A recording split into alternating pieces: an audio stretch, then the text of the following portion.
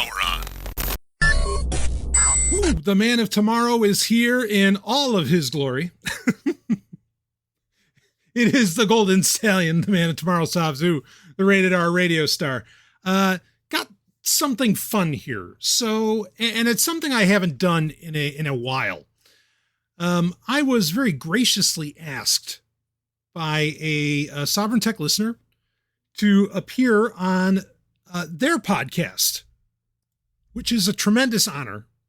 You know, I mean, it's an honor alone to get asked to be on any podcast, right? Because that essentially means someone finds value in the words that come out of your mouth. And what greater compliment can you get, you know, as a podcaster? But then it's a whole other honor when it's a listener of your own show that's like, oh man, come on, come on the show. Let's make it happen. And this is something we had scheduled a few weeks ago. And finally on August 7th, 2021 here, we did the recording. It was a lonely Saturday night. No, I'm sure Mrs. Sovryn was around here somewhere. but it was a Saturday night, and it was a good time, as Saturday nights often are. The podcast is titled the Agora Podcast, and it's hosted by Penguin and Sek Magora. Sek was the one that reached out to me, and just a dynamite guy. So is Penguin. You'll hear it when you listen to this episode. I mean, just both, you know, very intelligent guys.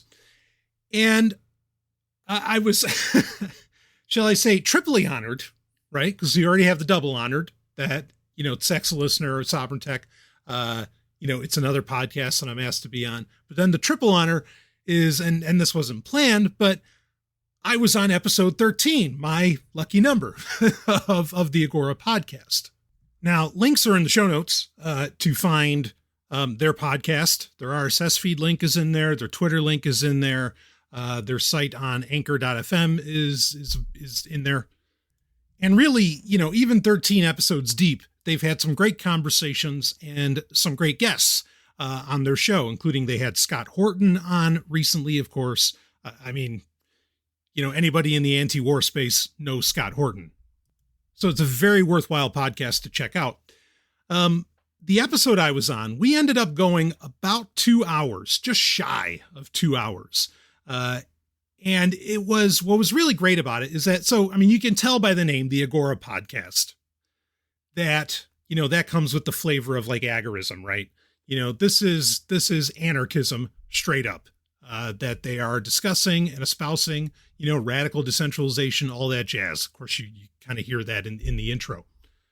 And for me, the nice thing about that is that a lot of times when I've been asked to be on podcasts, and it depends on the podcast. I mean, I've been on the ZomiaONE podcast. I've been on School Sucks. I've been on podcasts that are very, liberty oriented.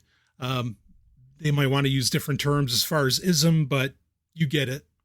So I've been on podcasts where I don't have to caveat much, but there's plenty of times where I've been on podcasts where I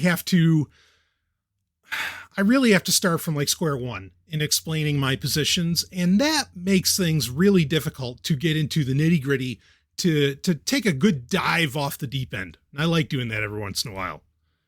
Even a lot of times on Sovryn Tech, I feel like while I have no problem, you know, expressly saying that I'm an anarchist on Sovryn Tech, sometimes I find it necessary to, you know, explain things and you know, do disclaimers and whatever to try and get anybody who's listening up to speed, because like Sovryn Tech, you know, reaches out to so many people and has such a broad audience that sure, there's a lot of times where they might not know what I mean, say when I talk about how I think rights are, well, there's issues there. So, but you get what I mean, is that sometimes I feel like instead of spending time just building off of the subject and like having this baseline of, okay, no, we're all into like actual individual freedom.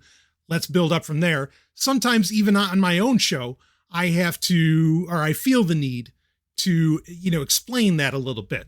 But when you go on a show like the Agora Podcast, you just get to dive right in. So we got to get into some very interesting subjects. We covered a lot of ground, and a lot of it played off of this notion of, is technology and the Industrial Revolution, even that ultimately brought on modern technology or advanced technology, or industrial technology, I guess we could say, is it a good thing? Is it a bad thing? Or is it something that, if it's bad, could it be steered into a good thing?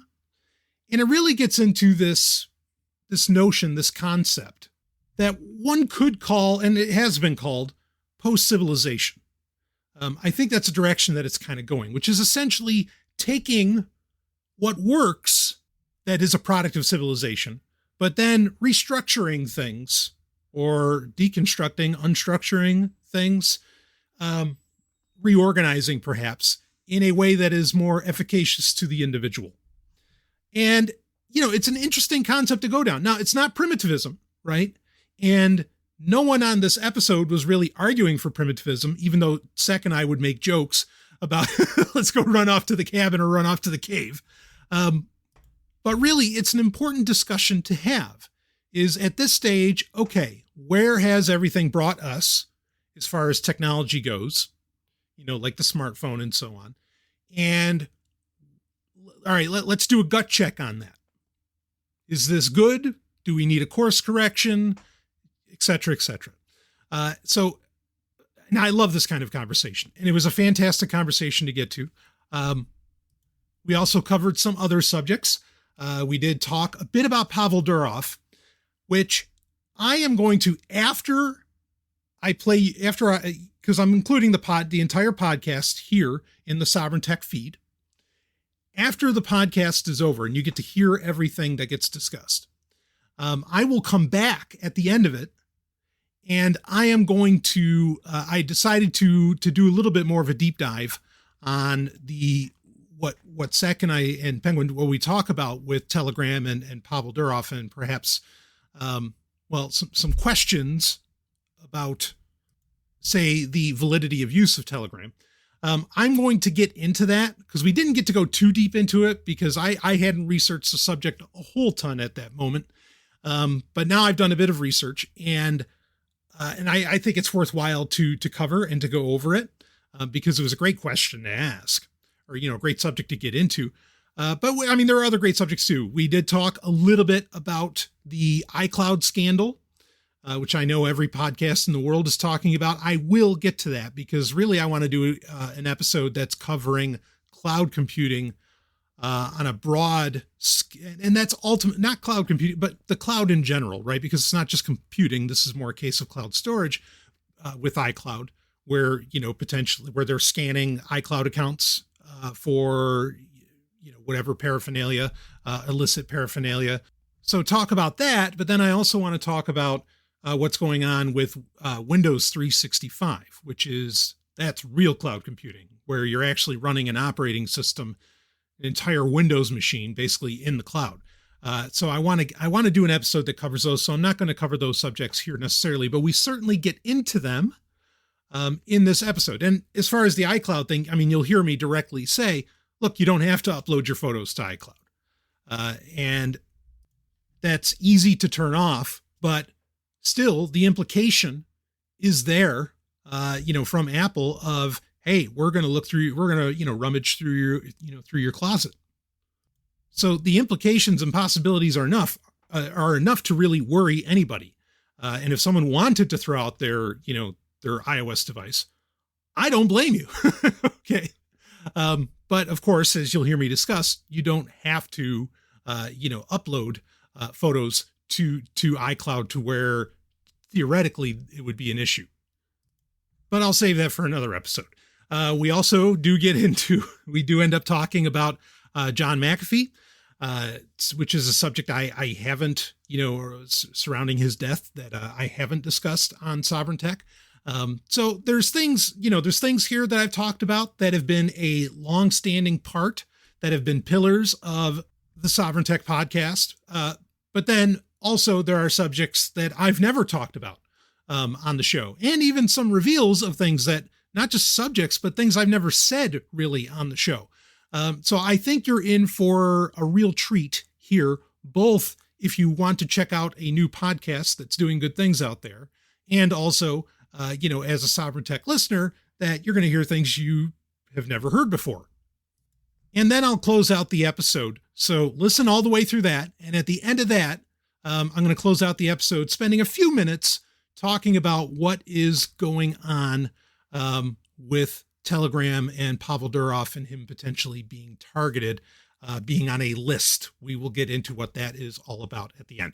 So I will now let this shift to August 7th. We'll set the time machine to August 7th at 5 p.m. 2021 and enjoy this couple hours of a good time with me, Sec Agora, and Penguin on the Agora Podcast. And then I'll be back to close it out. So enjoy the show. Meow. The Agora Podcast is covered under the BibCot No-Gov license. That means the reuse and reproduction is authorized by anyone except governments or their agents. Find out more at bibcot.org.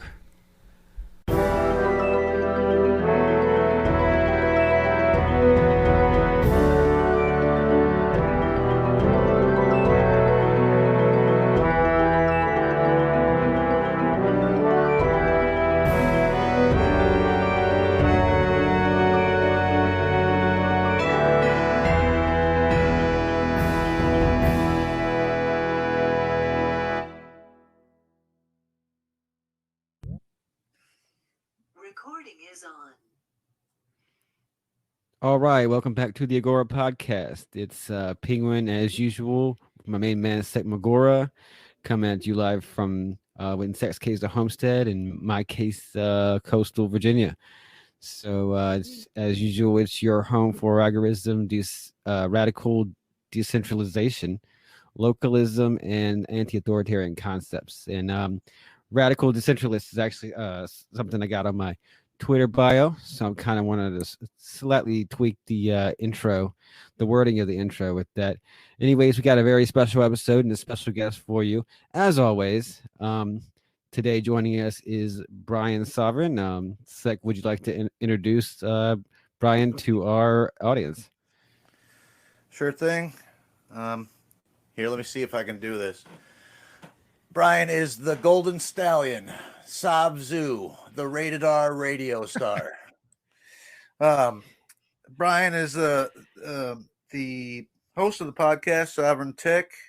His background in technology comes from years spent in multiple tech companies, the U.S. Army, and for being involved in the cypherpunk community since the late 1990s. Brian also has a doctorate of divinity.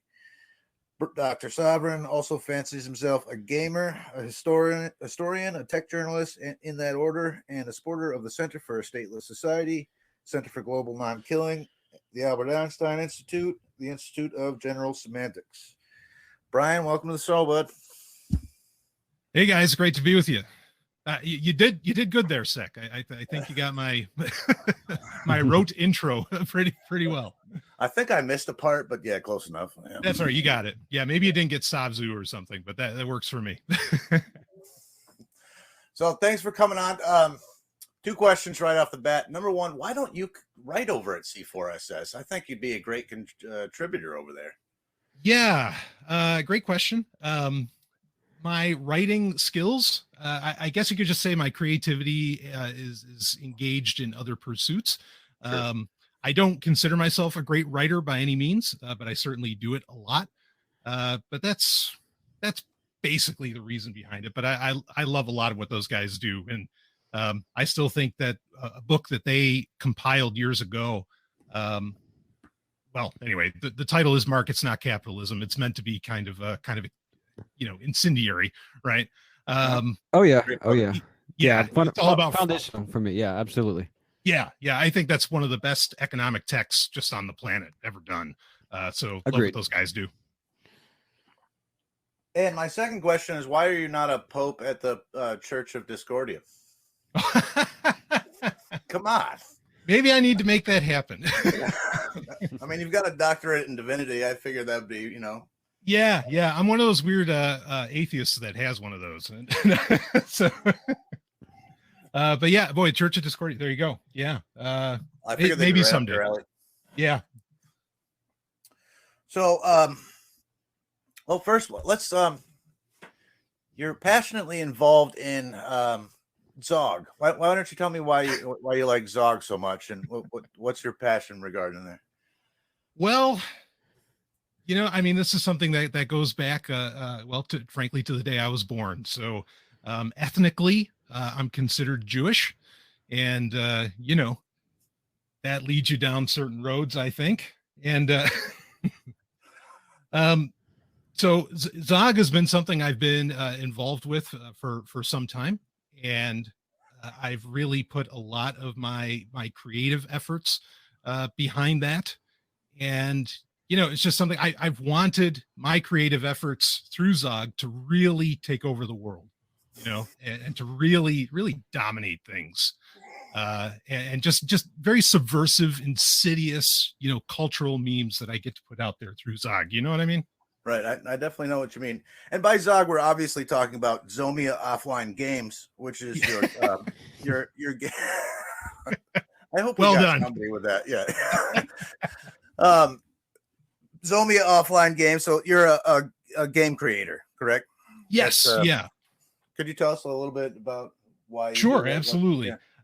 Yeah. So Zog. Yeah. I thought that was great, Sec. Yeah. So now the name is on purpose, by the way. Zomia Offline Games. Part of it was, because actually I am ethnically Jewish, for whatever that's worth. And we could get into a lot of history around that, but part of the reason that I named my game company Zomia Offline Games was for it to end up with those letters. Really what I was wanting, or, for that acronym, what I was really wanting to happen there was I was hoping that some YouTuber would just end up doing like basically free marketing for me and, somehow say that, I'm part of some giant conspiracy or something like that. That was my hope, but none of that ever really happened. Regardless, the name Zomia, of course, is famous by an author, James C. Scott. Now, he didn't come up with the term. It actually was come up with many years before. But Zomia is an area in Asia, like in the Himalayas, that area, that is basically ungoverned. And James C. Scott, the author, did a book called The Art of Not Being Governed. And he talks about this area called Zomia, where it's just such an impossible area, really, for authoritarian structures to control, because it's so mountainous and other things, and a lot of different populations would run to this area known as Zomia. They didn't call it Zomia, but others did, to get away from basically falling into status societies and different domination cultures. It's really fascinating stuff. And so my game company, I wanted my games to be strictly anarchist. That was really important to me. It's good to have a differentiator whenever you're creating something, but there was a severe lack of anarchy in games. And if there was any kind of anarchy or anarchism, it was generally, in the pejorative. It was seen as a negative. It was derogatory. And I wanted to really change that. So a few years ago, I started developing games, and it was under my company, Zomia Offline Games. So the Zomia represents the anarchism. The offline represents that I don't like the whatever you imagine with mobile games where they charge you insane amounts of money for in-app purchases or downloadable content or any of that. I wanted to, it to be known that when you buy the game, it's one and done, it's finished, it's yours, off you go, have a good time with it. It's nothing that requires you to have an internet connection. And of course, the games part of that whole title is pretty, self-explanatory because it's games. So Zomia Offline Games, I have 2 games to date. One is called Hyperchronius. Try saying that 3 times fast. And the other is called Ninja Trek. And they all play into a much larger sovereign universe, as I call it, that actually in some ways ties in with my podcast. Not that you need to know anything about my podcast to enjoy the games. But they're games that are, again, the anarchism's there. There's lots of ideology, lots of philosophy inside of them. Frankly, there's also lots of sex. I don't think there's enough video games with that kind of thing in it. And yeah, it's just making, like a 6-year-old Brian Sovereign's dreams, or not a 6-year-old, sorry. But 6-year-old making games, and then maybe a much older Brian Sovereign enjoying, a lot of this expression of different ideologies and sexuality and whatever else in games. So good time. They're available on itch and a couple other game stores out there. But that's been a fun project and business for me for some time. That's one thing I've enjoyed about your podcasters for years is you really have created an alternate universe over there in some ways. And it's different. It's not something you see on many podcasts. It's not just some guy talking to you, episode after episode. You have like, short stories and little, almost movie clips and that kind of thing. And but what makes how do you introduce anarchism into a game?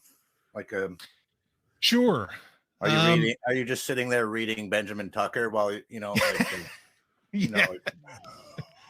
There might be a time or two where I may have directly quoted Benjamin Tucker. I wouldn't be surprised. Nice. Fair enough. Yeah. Big fan of that guy. Yeah. I mean, injecting, like anarchism into games, a lot of it does come to for example, my first game that I made, Hyperchronius, that came down to where, well, I guess I'll give away some of the plot. I don't mind because frankly, people could, my games do cost money, but if they somehow ended on torrent sites or wherever else totally for free, in fact, I might've been the one to post them, and people go play them. Great. I'm not, obviously as an anarchist, I'm not one for IP or anything along those lines. Right. So if you can figure out how to get this stuff for free, go ahead, do it. But anyway, putting in anarchism into the game. So the storyline was essentially for the first game that it was like taking place 100,000 years or more in the past. And you have Mars, you have a population on Mars that look very human. And the military on Mars ends up taking over basically everything. It's authoritarianism gone completely wrong, and it ends up destroying Mars. And you find out that it was all about kind of an ideological genocide against a very specific group. And so the storyline itself, I think, is what points out where you have characters that are essentially, activists of a type. And it's pointing out what the end game of authoritarianism is, which is basically, the death of everything. And using Mars as an example, I think is a good one because, you can look at Mars now, if you believe we've been there. Some people think it's just nice shots of Arizona, but if you think we've been to Mars, you can look at Mars and you can see, wow, what a wasteland. And I think that is the ultimate end of authoritarianism. So yeah, it was a perfect analogy. Sorry, go ahead. Oh, it's almost a death cult in some ways. Yeah, it really is. That's a great way of putting it. I like that, a death cult. Yeah. So you mentioned James C. Scott, and I'm a huge fan of James C. Scott. And, sure. So his arguments are mostly against civilization and pro barbarism, essentially, not in the way that most people would think of it, but free roaming without the trappings of the dominant culture, etc. Not war of all against all. He's not pro that, but right. What he sort of holds up barbarians as an example of free people. Sure. So what do you think? Now, full disclosure, we spent like the last 3 episodes bashing industrial civilization and technology, and then we had you on. So that's what you're kind of up against. What do you think the relationship is? 3-part question. What do you think the relationship is between technology and the state? What do you think the relationship between people and more importantly, the liberation of humans and technology is? And what do you think the relationship between sort of the industrial system we have and humans is? Yeah. So here's the great irony, right? So my show is called Sovryn Tech. It's a tech show. It's been a tech show going for almost 10 years. And, like, especially in the past 3-4 years, you couldn't find a guy who is so disillusioned with technology more, I think, than myself, which is ironic, right? So I hear where you're coming from as far as like, industrial civilization, like what the hell, what is this causing? What, right. And is ultimately, say, like the Industrial Revolution that occurred, is this ultimately a good thing? It's a great, that your 3-part question is great.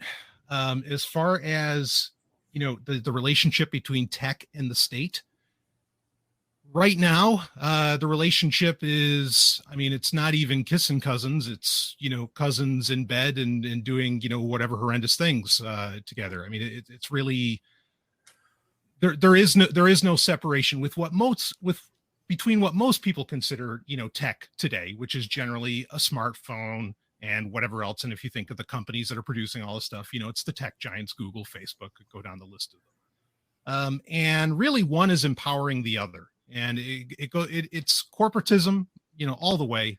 And again, they really are just totally in bed with each other. I mean, there's no part of what they do, I think, that where one is acting against the other.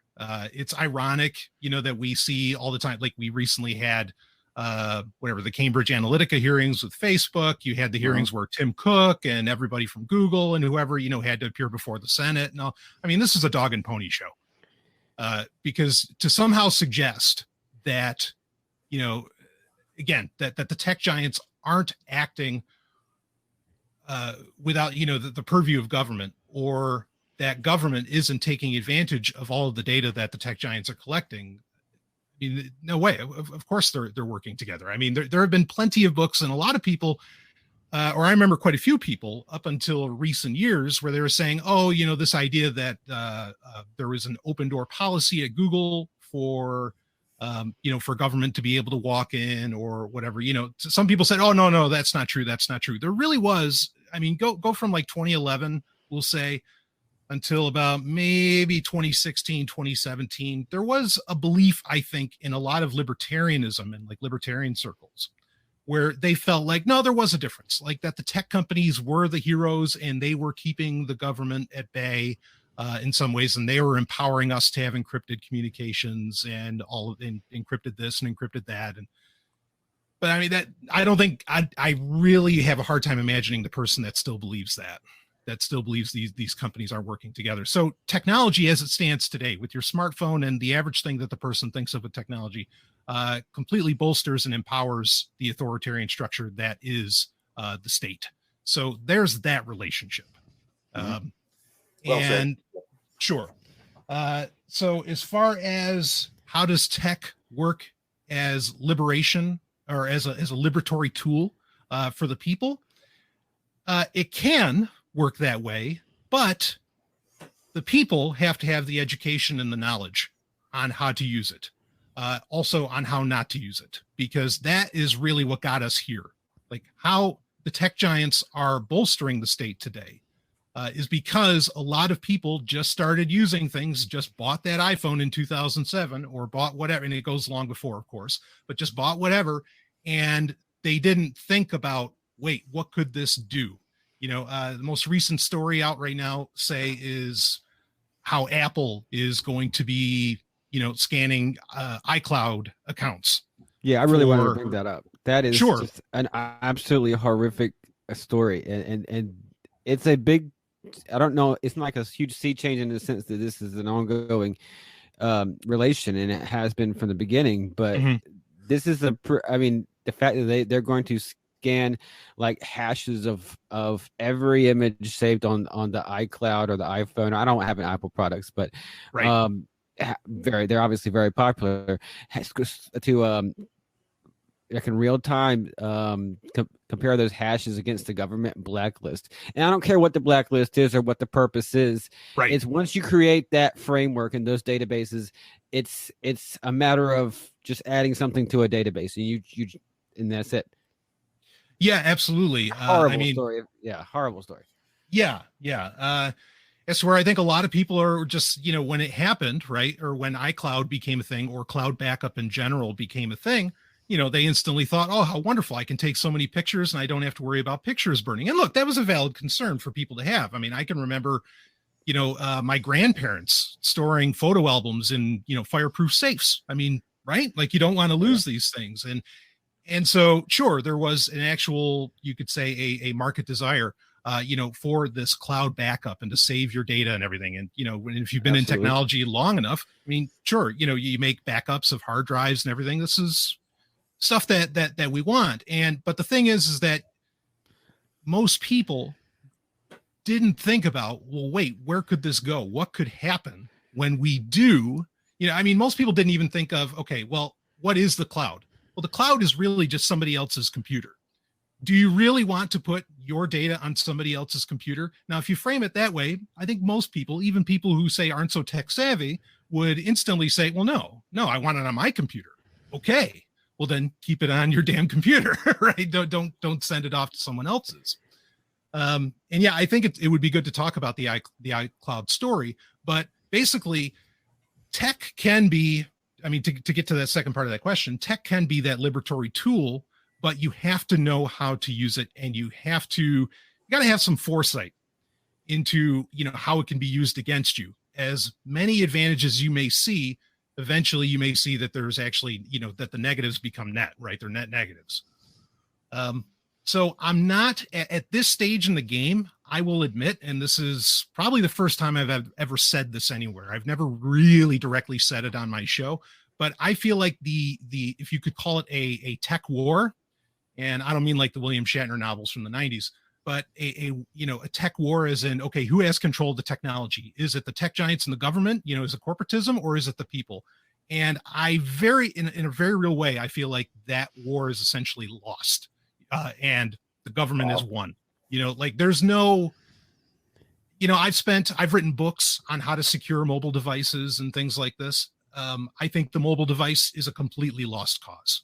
Like you're just not going to, you can say, oh, I'll use Signal, oh, I'll use this, I'll use that.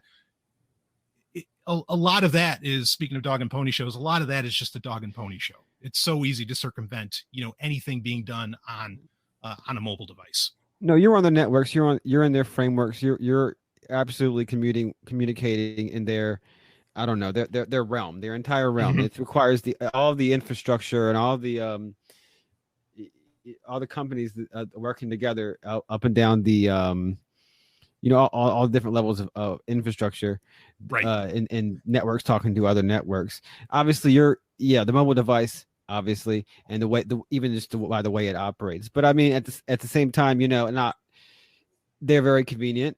And very, absolutely.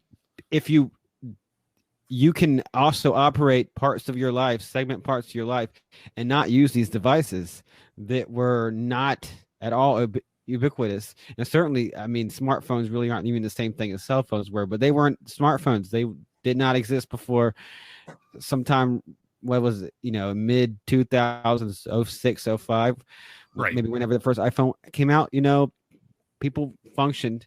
You can certainly segment a large portion of your life, and yeah, they're very convenient for people's day-to-day lives. And I think that's a decision you can make, in a very nuanced way. But no, there are certain things that you're not going to be able to do and have that level of security. One feature of an app notwithstanding. Right. Yeah, that's just a choice I think people have to make, and I think people can hopefully make that in a nuanced way and kind of understand, how does this tech work? What are the vulnerabilities? I mean, I went through a stage where I wanted to be down on tech and use a lot less of it, and then I got to the point where I live a day-to-day life where it's just convenient for me, and a lot of other people I know, they're very security conscious. But how does it work? What are those specific vulnerabilities? And that's just a fact of life.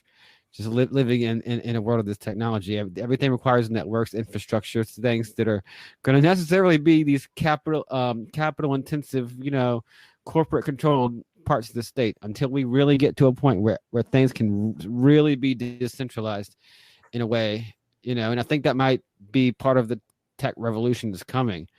Sure. But yeah, and that might be. What do you think about that? Do you think that as things go on, I mean, there was a Web 2.0 and a 3.0. Is technology going to eventually come under a certain kind of revolution where maybe things become able to be decentralized and ubiquitous enough that it doesn't require these kind of, these kind of capital intensive, infrastructure intensive kind of forms of technology? Where basically it's not part of surveillance capitalism, which I love that term. Because it can be. It doesn't have to be, I guess. It doesn't have to be. Yeah. So, I mean, the first thing that you kind of have to win over some minds on it. I think it can get, like, it could happen, right? It's just the incentives aren't there to not take part in surveillance capitalism, right? Because you get, I mean, so many companies, even startup companies, get their funding, you say, oh, they get their funding from, whatever, they run a seed round and, they get their investors and angel investors and whatever else. Yeah, that certainly happens. But a big part of it is that they're selling off that data that they collect, right? Why hasn't Google or iOS or Apple taken care of all of these malicious apps up until recently or something like that? Well, they were harvesting all that data that they were collecting. I mean, they had the same incentives to have it there in the first place. So as far as can we get back to that? I mean, so you got to win over some minds. And the first argument I think we got to convince people of is that there was an internet before Google existed. Most people think that that's just not so, right?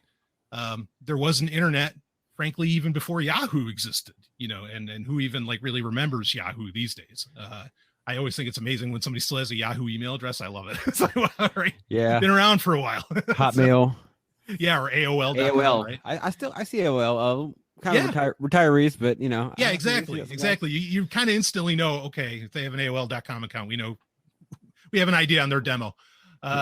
So, but yeah, I mean, but that's the hard part I think, to get people to understand is that when you say stop using Google, they think you're saying stop using the internet, right? They think you're saying, you can't have any of these conveniences. When that's not true at all. The internet existed perfectly well, before Google ever came around.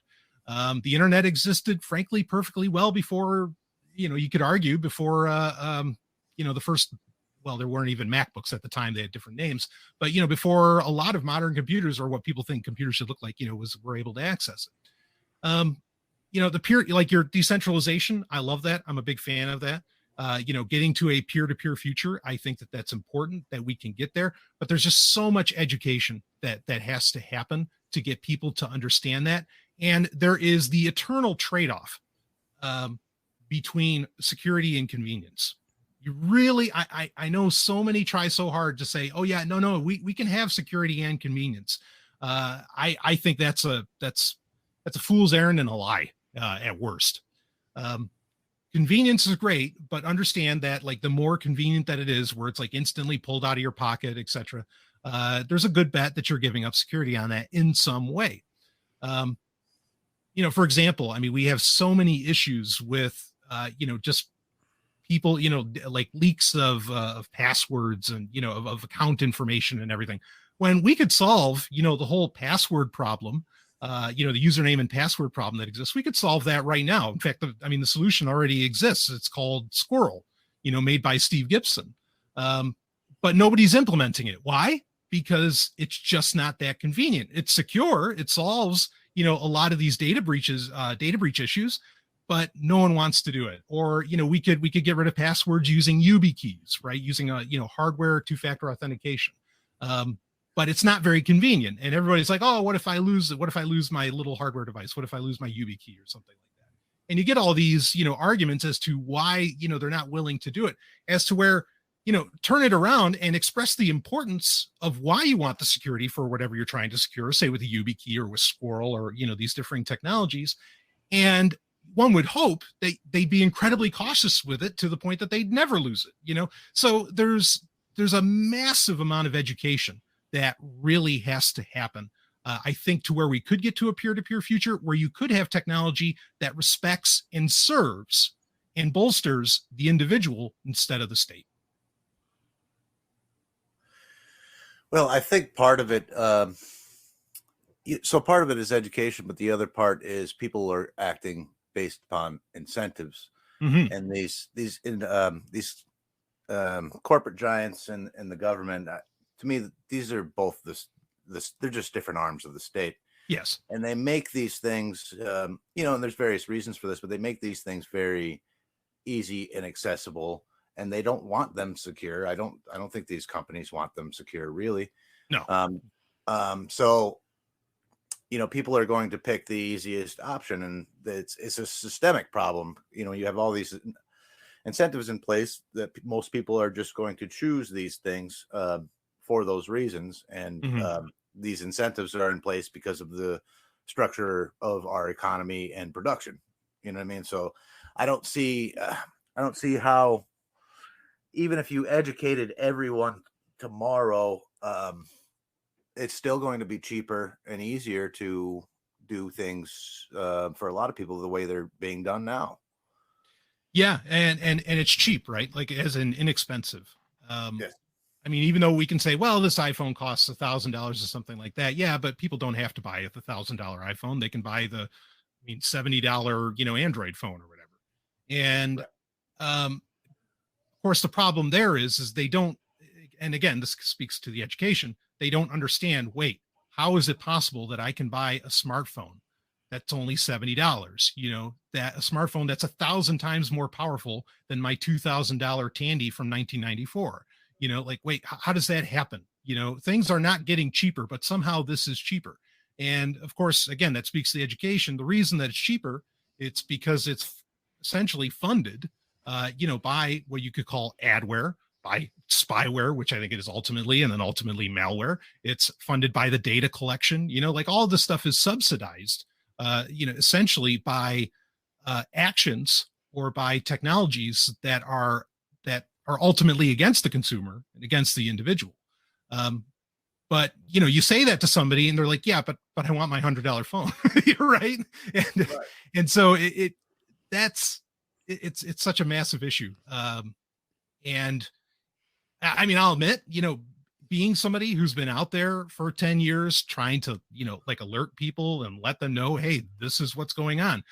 No, you should not be able to buy a computer for $200. There is no, there's no way a computer can cost $200.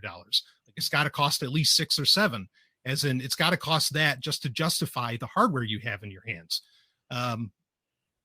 You say that and you just get, a lot of times, frankly, you get glassy eyes, right?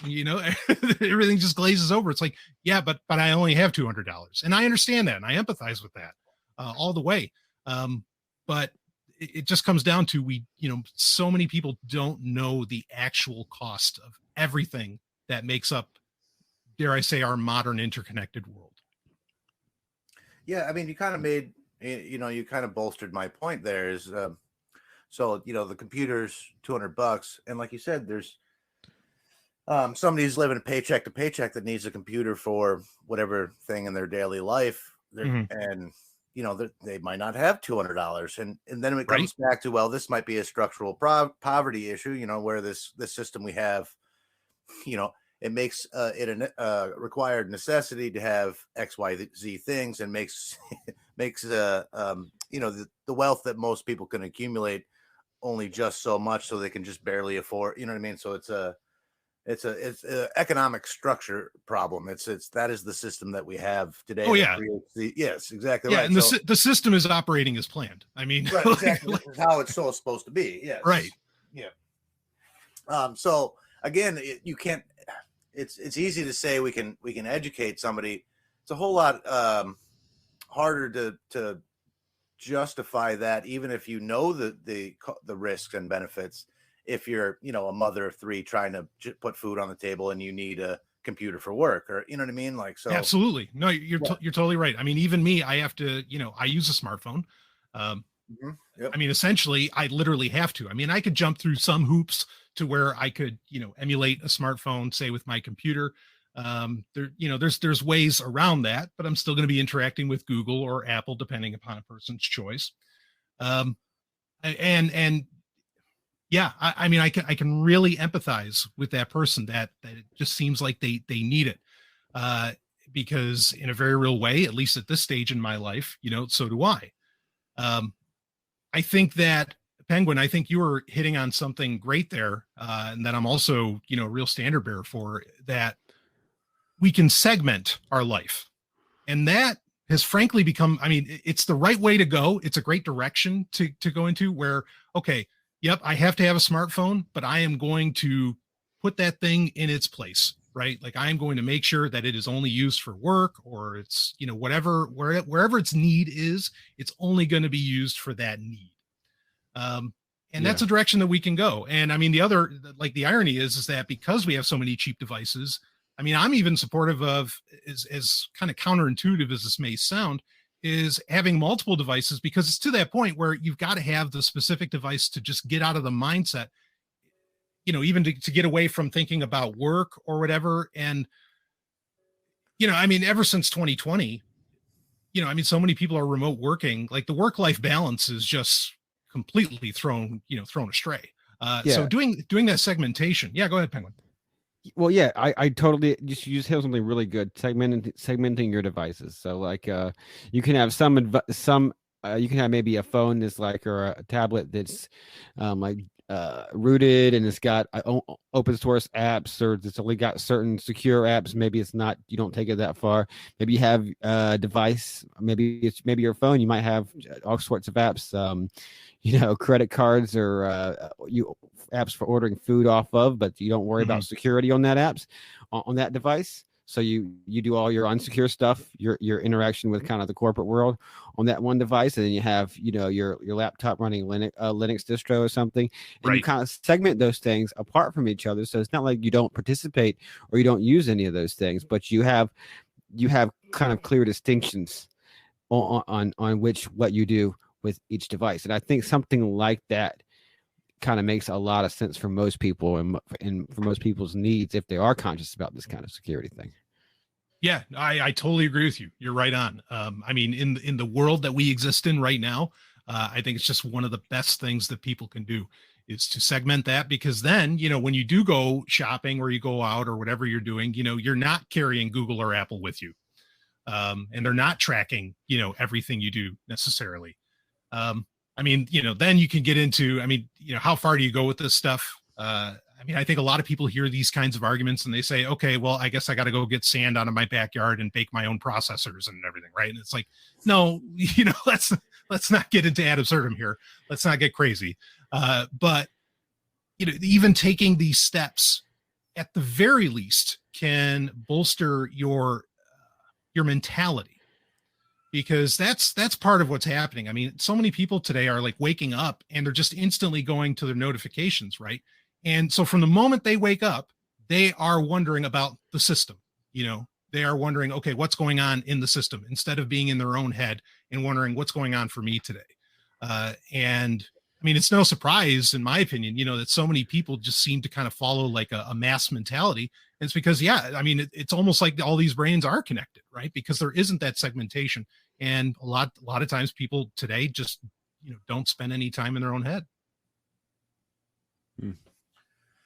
Let me go back to something else you said.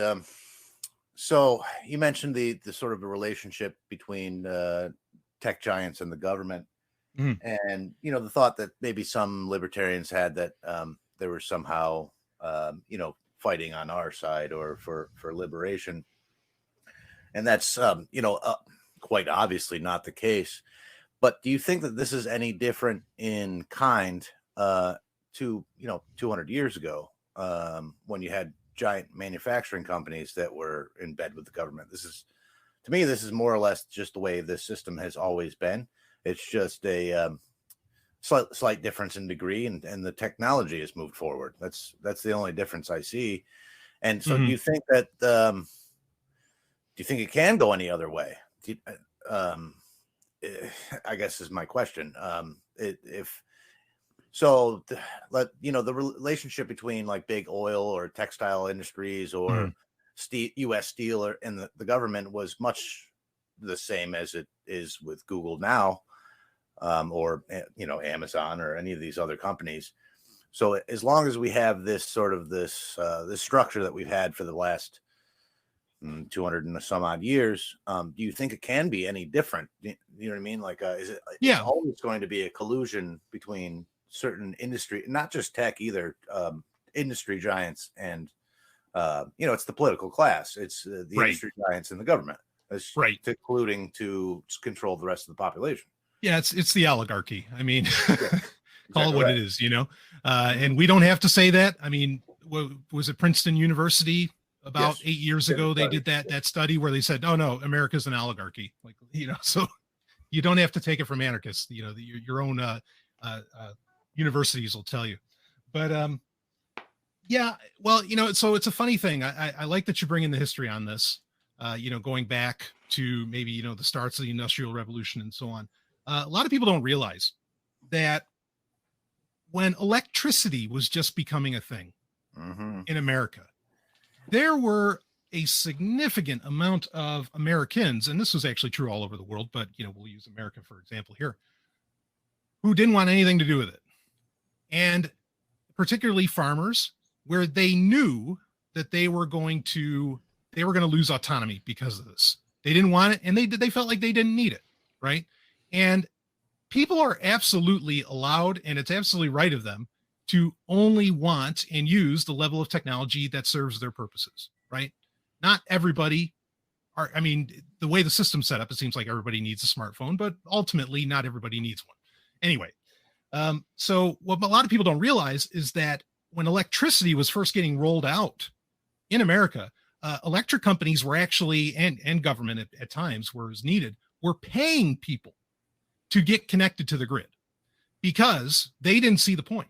They're like, well, wait, why would I want this? And then I'm going to have to, eventually you're going to, talking about the electric companies or the government, you're going to win out on this. So this isn't ultimately good for me. Why am I going to want this?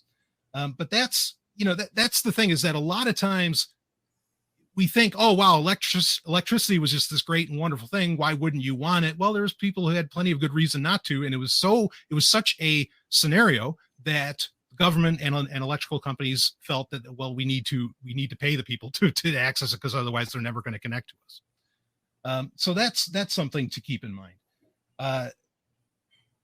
That said, you also have where, on the flip side of this, now that doesn't mean, I'm not saying that electricity is necessarily a bad thing. But there are a lot of technologies that have ultimately gotten sold to us as, oh, this is going to take humanity here and there, everything's going to be great and wonderful, when that was all a marketing pitch, right? That was all sales pitch to achieve other aims. I mean, even you look at the space program, right? Like, NASA and so on. The space program had nothing to do with getting humanity, the everyday person, into outer space. The space program had to do with setting up spy satellites to see what Russia was up to. And a PR for the Cold War. Yeah. Exactly. Yes, yeah. Exactly that. So, that's one of those technologies where, like, oh, this is this freeing, wonderful thing, yada, yada, yada, when that's not what it was about at all. Again, that was all very much marketing.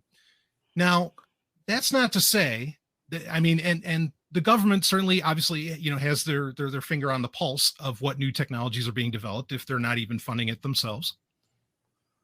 There was a video that came out a few years ago.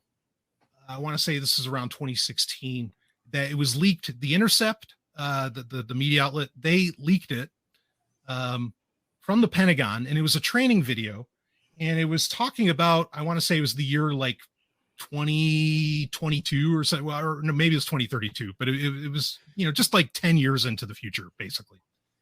And in this video, they are warned, the Pentagon, again, this is a training video for, whoever kind of people would sit in the Pentagon and have to wonder about how are things going.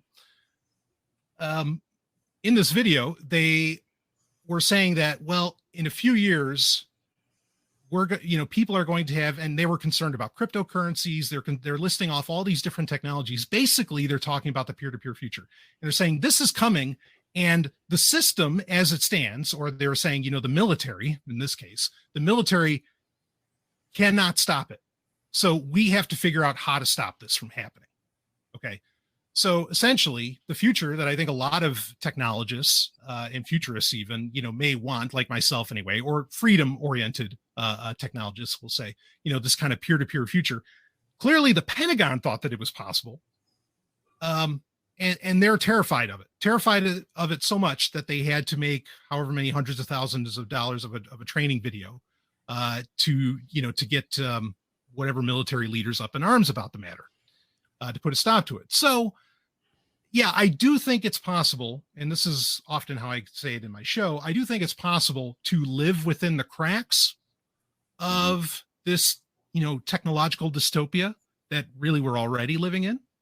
And to do so, and using technology, using something that might be somewhat similar to a smartphone, but I think it would have, a pretty different purposes and overall design. But we'd be living in the cracks on that. I don't know that I just myself, I have a hard time believing that you're going to get a mass of people, like a large amount of people that are going to get it and understand that, okay, we need to move technology in this direction where it respects the individual and not where it's more about that convenience, right? Like I very hard to believe. But yes, I do think, ultimately, to answer your question, I do think we can take technology in a direction that empowers us and, dissolves power from the government and everybody else. I remember the video you were talking about, and I probably heard about it on your show, but essentially they were even making, weren't they making zones and such about certain places would be just completely ungovernable? And, yes. Yeah, exactly. Yeah. I do remember you talking about that. Must have been on your show that I heard that, but that makes, see, things like that make me optimistic. So I hop between optimism of like, well, maybe this can really bring about some, building ungovernable spaces and that sort of thing and places for liberation. And I jump between that and I need to go live in a cabin in the woods. Yeah. Like it depends on which day I'm on and what I've seen that day. But yeah, that's about where I'm at. And I think you're right. And I think even that's the thing though, is it's the best of times. It's the worst of times. So like even in the worst, most brutal authoritarian dictatorships, of course, liberty-minded people always carved out spaces in the cracks. You know what I mean? Right. Even Foucault wrote about this a little bit about, even in the worst, tyrant kingdoms, there was, people that created whole spaces outside of their sovereignty. It's just right. That's just the way it always has. And maybe it has to get real bad before there's a necessity for these things to kind of flourish. I don't know. Yeah. I'm glad that you see that we kind of live in a technocratic dystopian future. And yeah, and that you have a tech show, and I recognize that dialectic, and I appreciate it. Yeah, yeah, this is great. Honestly, it really is. And you really opened my eyes. Of course, the Pentagon and all the experts they have with DARPA and all in the universities and throughout the whole establishment. Of course, they realized what the potential of the technology was, and they saw it on the horizon. Mm-hmm. And that makes so much sense. And they said this could be really, really bad for just the concept of government, the definitional concept of government. If everybody, if like peer-to-peer, if using the layer of the internet, the global thing that it was already pervasive, but at that point was people were able to basically do everything peer-to-peer. And of course, we were already seeing the very beginnings of the file sharing and torrents and whatnot. Right. But they had to. It's not a matter of like shut it down, but it's just like align with the incentives of like corporations of investors that would invest in corporations to kind of corporatize it, and that kind of serves a dual purpose because it makes it all legible and kind of responsive to the state and state involvement. Yeah, absolutely. I completely agree. I mean, that's where we're at. And I mean, like what you're saying, Sec, I'm more days than not, I'm go run off and live in a cave. Then as far, I'm not the only one. I feel crazy sometimes when I say that, but yeah. No, I think we're the same ones. Okay, good. Yeah. Well, and you know way more about technology than I am, so you must be terrified every day, actually. So, what's the move, man? Like, what's the? Where's some optimism? What's some solutions? We talk about segmenting our lives in our technologies and such, and that sounds good and fine. But let's say, what's the best course of action if you want to prevent any sort of third party, whether that be government or corporations or some sort of malicious actor, from engaging in electronic surveillance of your devices? What's your best course of action? Yeah. Well, I think the easiest thing that anybody can do right now, and it doesn't have to be an expensive affair, is to segment your devices, right? Like Penguin was talking about, and I was bringing up, get that, start separating your life, understand that when you are engaging with, in your everyday work. For most people, I mean, there are some people who make a living off of, this whole freedom espousing thing, and I think that's great. But for, a lot of your more everyday people, start segmenting your life. When you're engaging with work, understand that you're engaging with the system, and maybe you're not, dealing with your own sanity. Because the other, one of the big issues with the modern interconnected world that we're in is, I mean, we're bombarded with distraction far more than ever before. That might be, in my opinion, I mean, it might even be worse than the surveillance itself. It's just the rampant, just distractions everywhere, be it the advertisements or the notifications in your face or whatever that happens to be. But so the easy thing to do again is that segmentation. Where does it go from there? Certainly I recommend, learn, I mean, you don't have to learn how to code, but at the very least, get to understand even just the settings, say, on your device, like the iCloud thing that we had brought up earlier. You don't have to send, photos to iCloud like that. You can turn that off.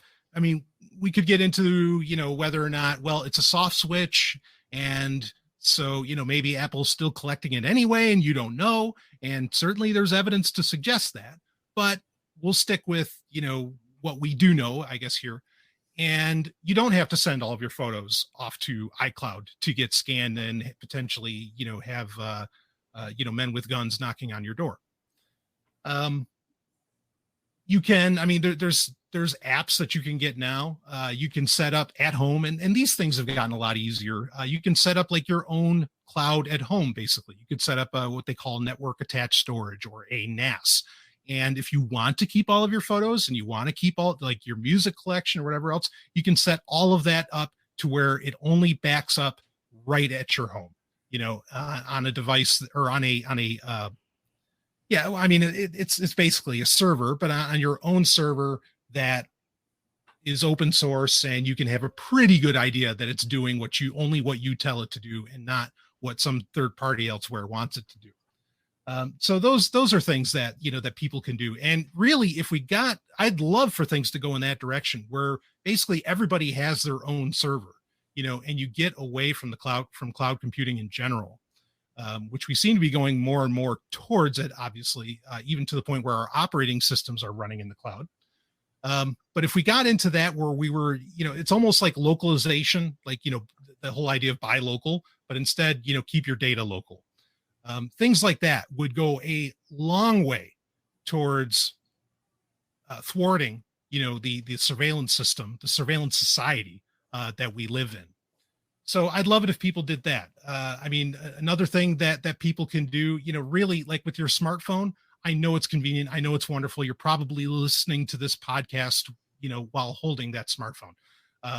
And we're all honored, but at the same time, the mentality is everything. And I like to imagine that my smartphone is radioactive, that this is like something that the more I touch it, the more I'm going to get, whatever radioactive effects that are not good from doing so. I think getting that mindset of these things that bolster, the surveillance society that we're in, and thinking of them as literally toxic, even if you're just, I mean, again, well, actually, some people probably would argue that a smartphone is inherently technologically toxic, because of, I don't know, whatever, 5G, 4G, you go down the list of it. But even just imagining it, I think, can be a very helpful thing to kind of get you away from that. So those are the things that you can do right now without losing too much, I think, of that convenience. As far as go ahead. Sorry. So you do not have much hope for, well, let me rephrase this. I've had several arguments over cryptography, and I'm a fan of cryptography. Now, don't get me wrong. But I've had several arguments with people who think it is like magic, like it's the cure for all things. And one thing I keep repeating is like cryptography doesn't matter if they have keyboard recording software exactly on your phone. Do you know what I mean? So none of that matters if they can read what's on your screen. So what are your thoughts on that? How, number one, is cryptography what everybody thinks it is in that regard, as safe as everybody thinks it is? And number two, do you think that they have the government and some sort of elite corporations have the capacity to break encryption that we possibly don't know about, either through some advanced computing or that sort of thing? Sure. So cryptography, here there's an important delineation to be made. Sure. The math of cryptography is solid. Like the math, as in the actual programming, okay, unless somehow we run into a quantum computer of some varying strength, and whether or not anything like that is ever really going to exist is up to debate. That asymmetric encryption that you're using is as solid as a rock, and nobody's breaking that. Okay, by the math. But there's the math, and then there's how it's implemented. And that's where the delineation comes from. Because as far as how it's implemented, it could be implemented. I mean, you brought up one of the best examples of how easy it is to thwart the best math in the world. And that is, you can be encrypted. You can be using the Signal protocol. You could be using MT Proto, whatever encryption scheme you want to be using, but if, your keyboard is somehow being logged, all the encryption in the world doesn't matter. That said, if there's a camera nearby, all the encryption in the world doesn't matter. Mm-hmm. So in fact, a famous example that I always love bringing up is mosquito drones. So now for a lot of people, these things are considered, conspiracy theory. But even Snopes, and, however anyone feels about Snopes, even Snopes came out to say that when they were talking about this conspiracy and doing their, usual debunking, they didn't debunk it. They just said, no, it's entirely possible that there are mosquito drones out there. So imagine that, like a drone the size of a mosquito that's just taking a picture of whatever you happen to be typing out. I mean, DARPA released that a bunch of articles and videos and stuff about the fly and bee robots that they have. That was like 8-10 years ago. What do you think they have now? You know what I mean? Yeah, exactly. Yeah, or sensor dust. I mean, even when I was in the military, they were talking about that. So, what's that? What's sensor dust? Sensor dust is essentially little, and there'd be a bunch of different sensors on it, but it'd be. I'll use the Star Trek term and say it's like nanites that would get dropped from, and it could get dropped from anything. Could be a drone, could be from, an F-18, or an F-18 wouldn't be a good choice, but whatever kind of flying vehicle you want to drop it from. And actually it doesn't even have to be from a flying vehicle. Somebody could just kind of toss it in the air. And it's just like, it looks like sand, but the sand puts together a picture of a certain area. Whoa. And and actually, I think even Ray Kurzweil wrote about this stuff like years later, even after I had heard about it. He was writing about how DARPA it was in The Singularity is Near, in that book. He wrote about it in there as well. So, again, all the encryption in the world, I mean, I think it's good to use it, right? Because there's no need to make it easy for the authoritarians, and encryption, regardless of efficacy, does make it harder. And so it's worthwhile to use just for that.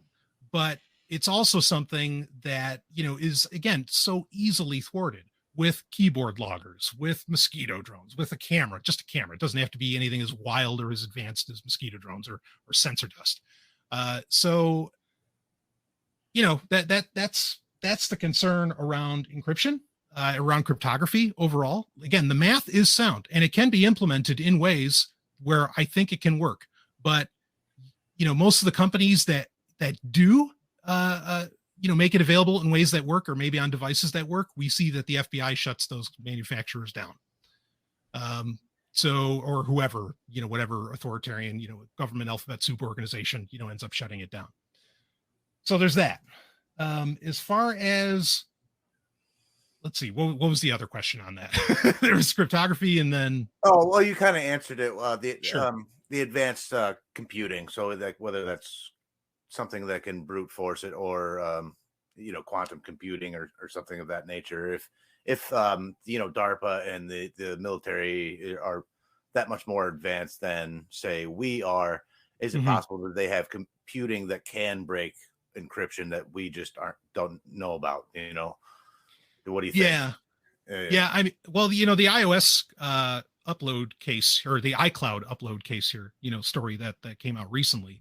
I mean, that's essentially showing that these companies have backdoors, really at the ready. And it's not, the other issue there isn't even like reading what you're doing, but insertion and framing people, like that's one of the major concerns around the iCloud. Really, I would call it a scandal that Apple's engaging in, is that there is, a point where kind of man in the middle almost, where you could insert, say into an iCloud account, whatever you want, and you could set people up with that, like insert child pornography into somebody's iCloud account and boom, then they're done. You know how dangerous that is for us and how valuable that is to the state?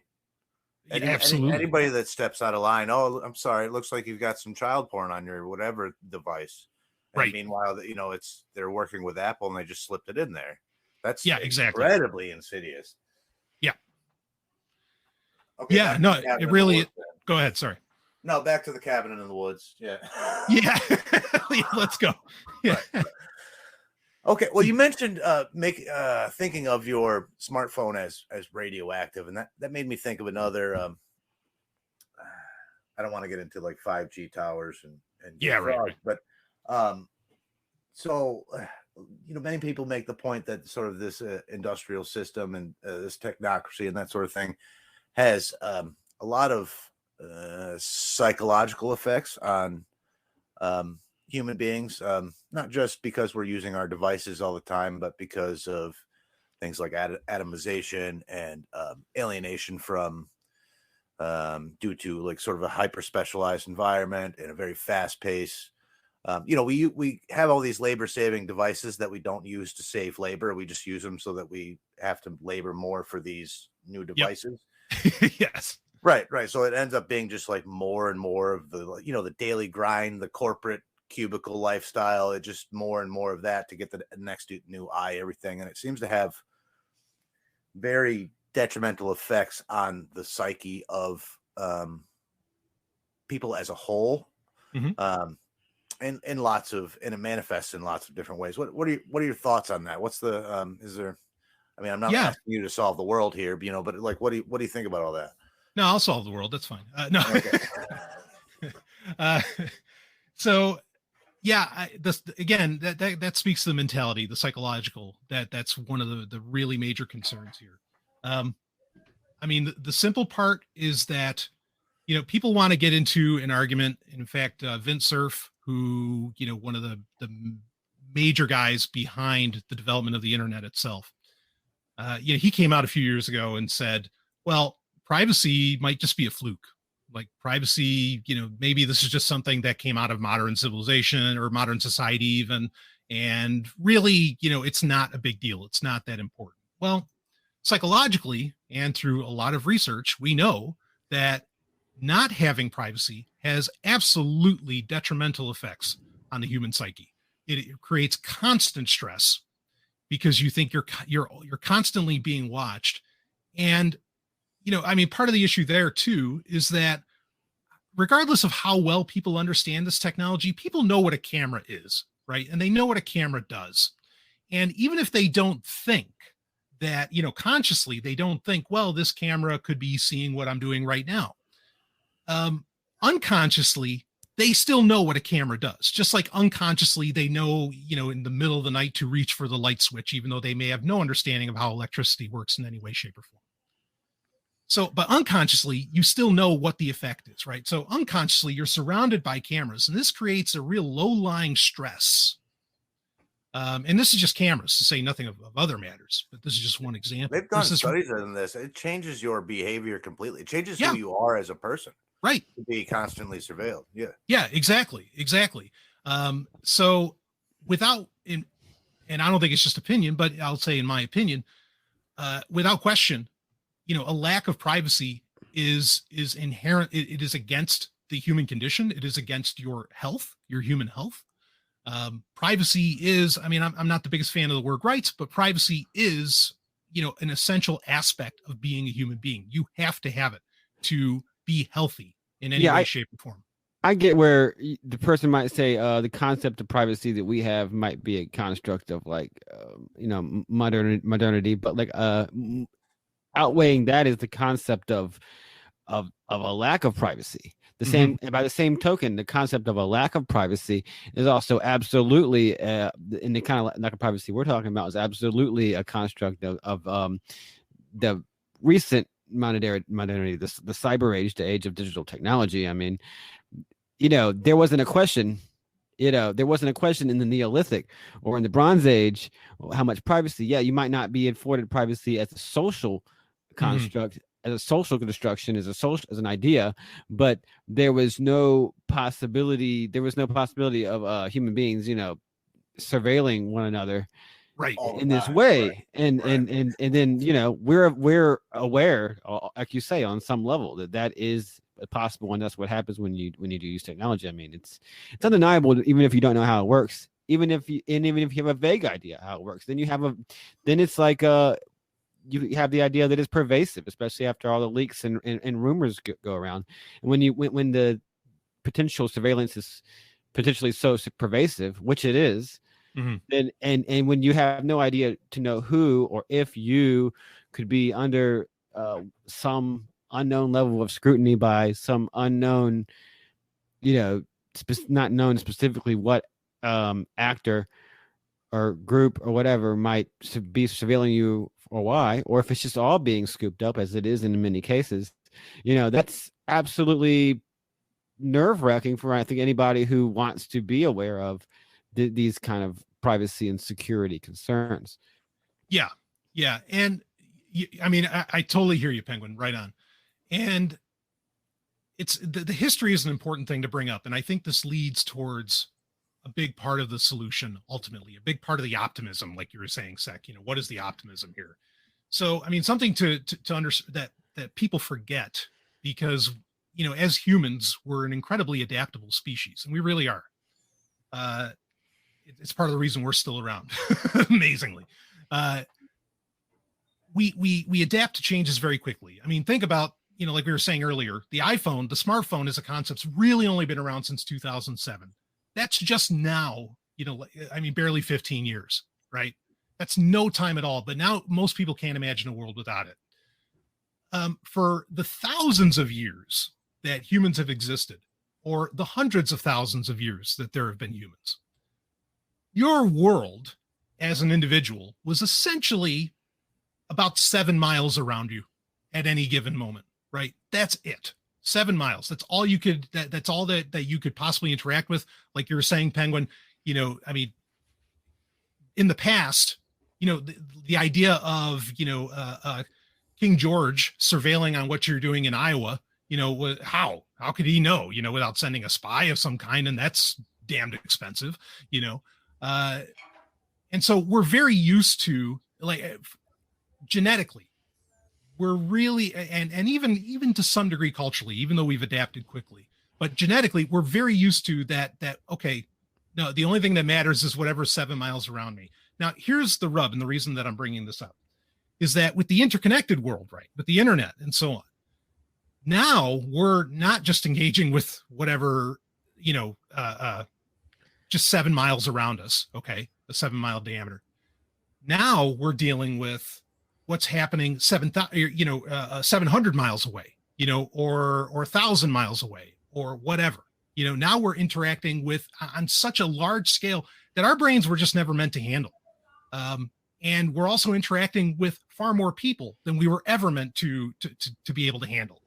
And not interacting within the 7 miles anymore. Right. So it's like we're interconnected all over the world, but we have less connections in our local and interpersonal relationships. Exactly. And I think that's detrimental to the psyche as well. Yeah, absolutely. Because this is how people get fooled, right? Because now they have authorities that exist outside of basically their direct purview, right? There's appeals to authority that come from 1,000 miles away that you can't really verify, as to where before, the news you got was from the person down the street or whatever, and you could converse with each other and you knew your reality, and so that's a problem.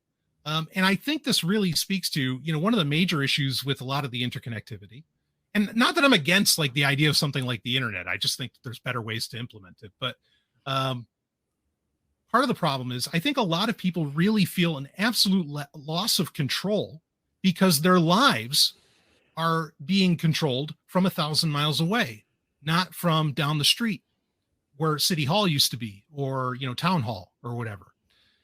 And because of that, I feel like that's a major effect on the psyche, where people just totally feel like they've lost control of their own lives. And so to some degree, they want the distractions because they don't want to think about that.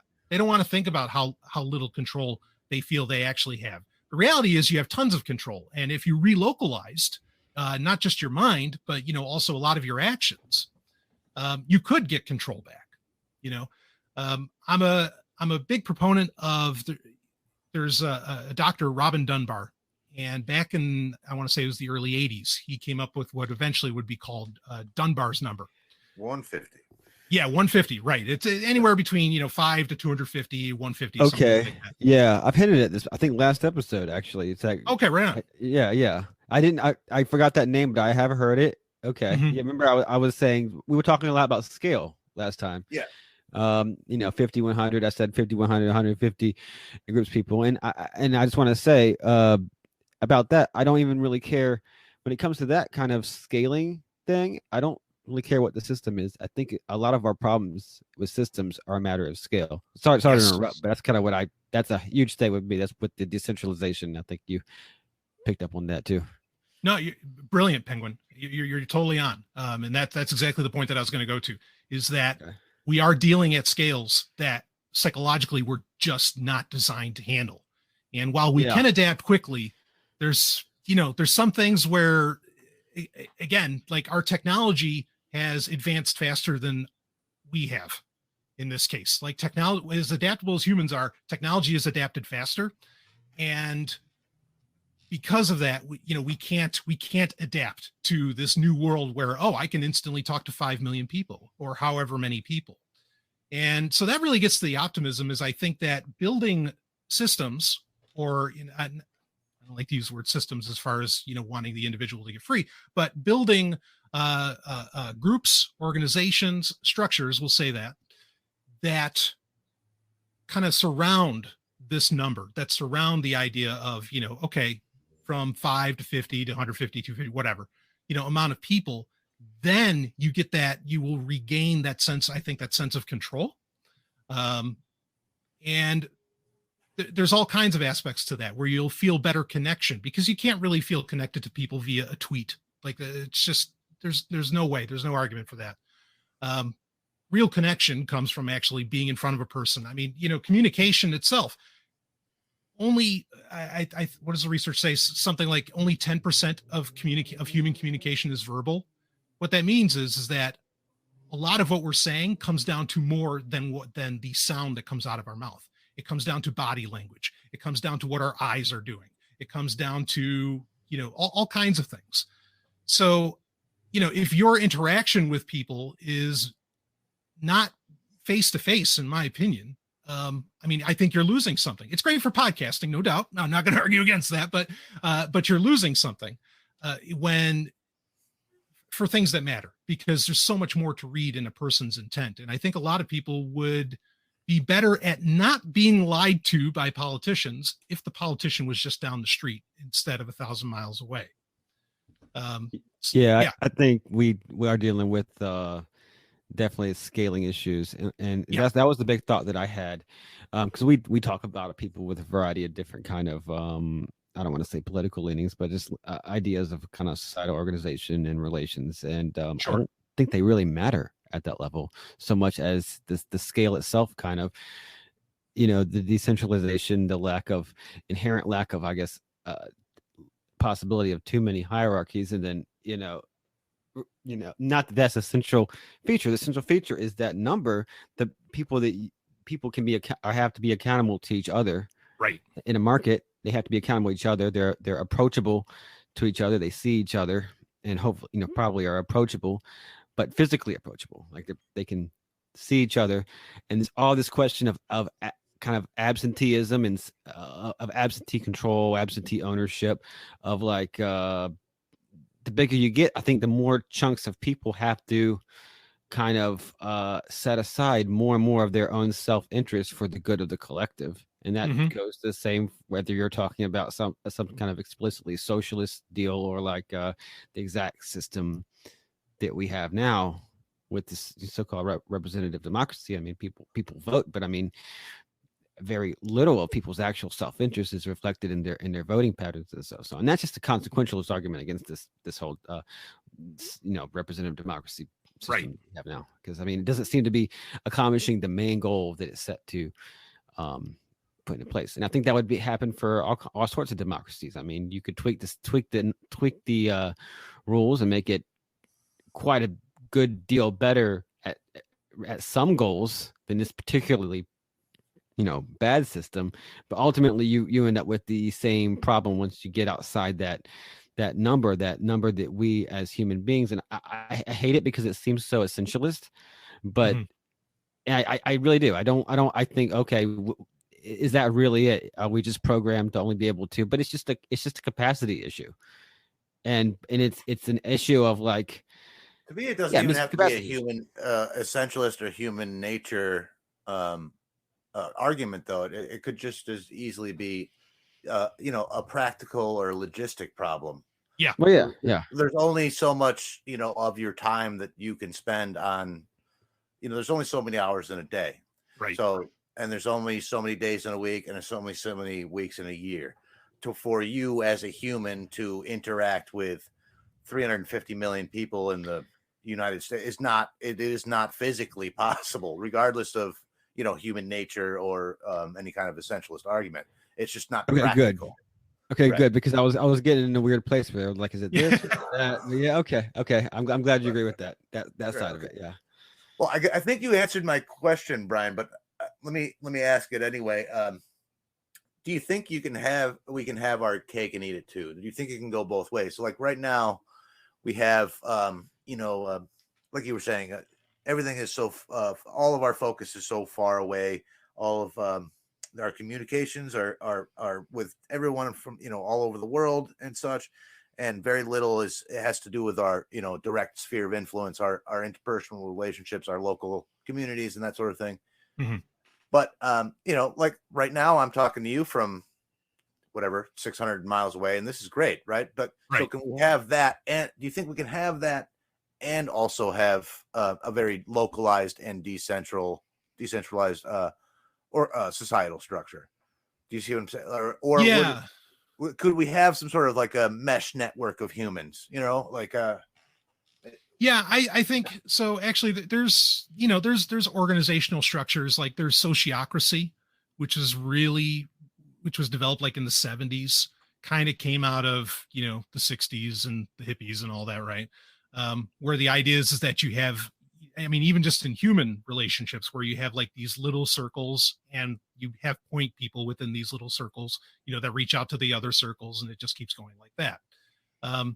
You can have, I think, that kind of mesh networking. Like we could have an internet that covers the entire earth, but operates under the concepts of peer-to-peer. That's entirely possible. I think that there are certain aspects of technology that get in the way of us being able to really do that. Like we can have, this meaningful conversation between three of us. However, say I did a Telegram room where now you can have like 5,000 people on the call at once or something. That probably actually isn't going to be a very good podcast, right? if you have 5,000 people going. Yeah, not at all. Like the beauty of podcasting, other than, us all talking to each other, the beauty of it is that it's a one-way street as far as to everybody else. I mean, yes, they can email me, or they can message you and they can do whatever. But there's that very constrained and controlled flow of data as far as that goes, both digitally and, in reality and in meat space. Yeah, I think we can have our cake and eat it too, as it were. I think that, and something I know I harp on it a lot on Sovryn Tech, but the one thing I really think that's keeping us from that, I don't think we can have our cake and eat it too and share YouTube videos. Like video, the bandwidth of video is just so insane. the internet as a centralized infrastructure that it is can't handle, really can't. I mean, there's so much cheating going on to make like even just YouTube work. Video's got to be something. I mean, I love movies, you know, and so fine, we can buy them on disc or something. But video over this mesh network, say, I just don't think that's ever going to happen. We're never going to reach the data transmission speeds or the network stability to where, you know, we can have this interconnectivity like we're doing right now, and at the same time have 4K video. Like it's just not. I just don't see it. Requires a highly centralized, system. Is that what the yes. argument? Yeah. Okay. Yeah, absolutely. And again, even the centralized system doesn't work. It fails when you really try to do it. Like there's no such thing as actual like live video. Not like live video that goes out to millions of people. You can have live video, like say we could use whatever software to do video 1-to-1. But I mean, even when just a couple of years ago, when Twitter tried to live stream the Super Bowl, it crashed. I mean, like their servers just died because so many people, and again, I would just argue it's just not possible to do. Most of Google's, like a lot of their computational work is all on developing algorithms that compress video more and more and more without theoretically losing quality on that.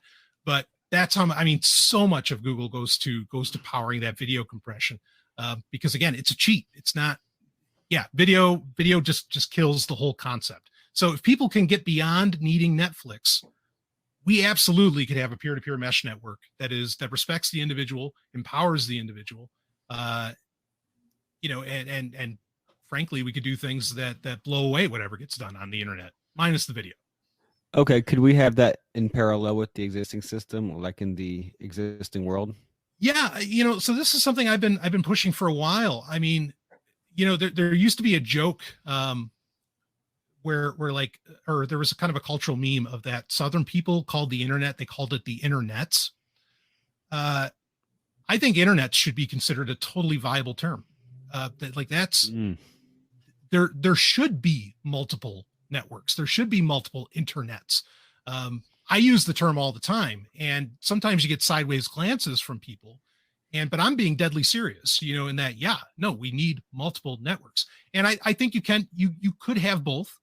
In many ways, you already have both, right? I mean, the government has their own infrastructure, right? They have SIPRNet, RIPRNet, that are alternatives to the internet. So sure, there's no reason that it can't be. I mean, that's another one of those mental hurdles I think that we have to get people over, is that accept that maybe there's going to be multiple internets in the future. And if we could get people to that, I think then that would go a long way towards our peer-to-peer dreams.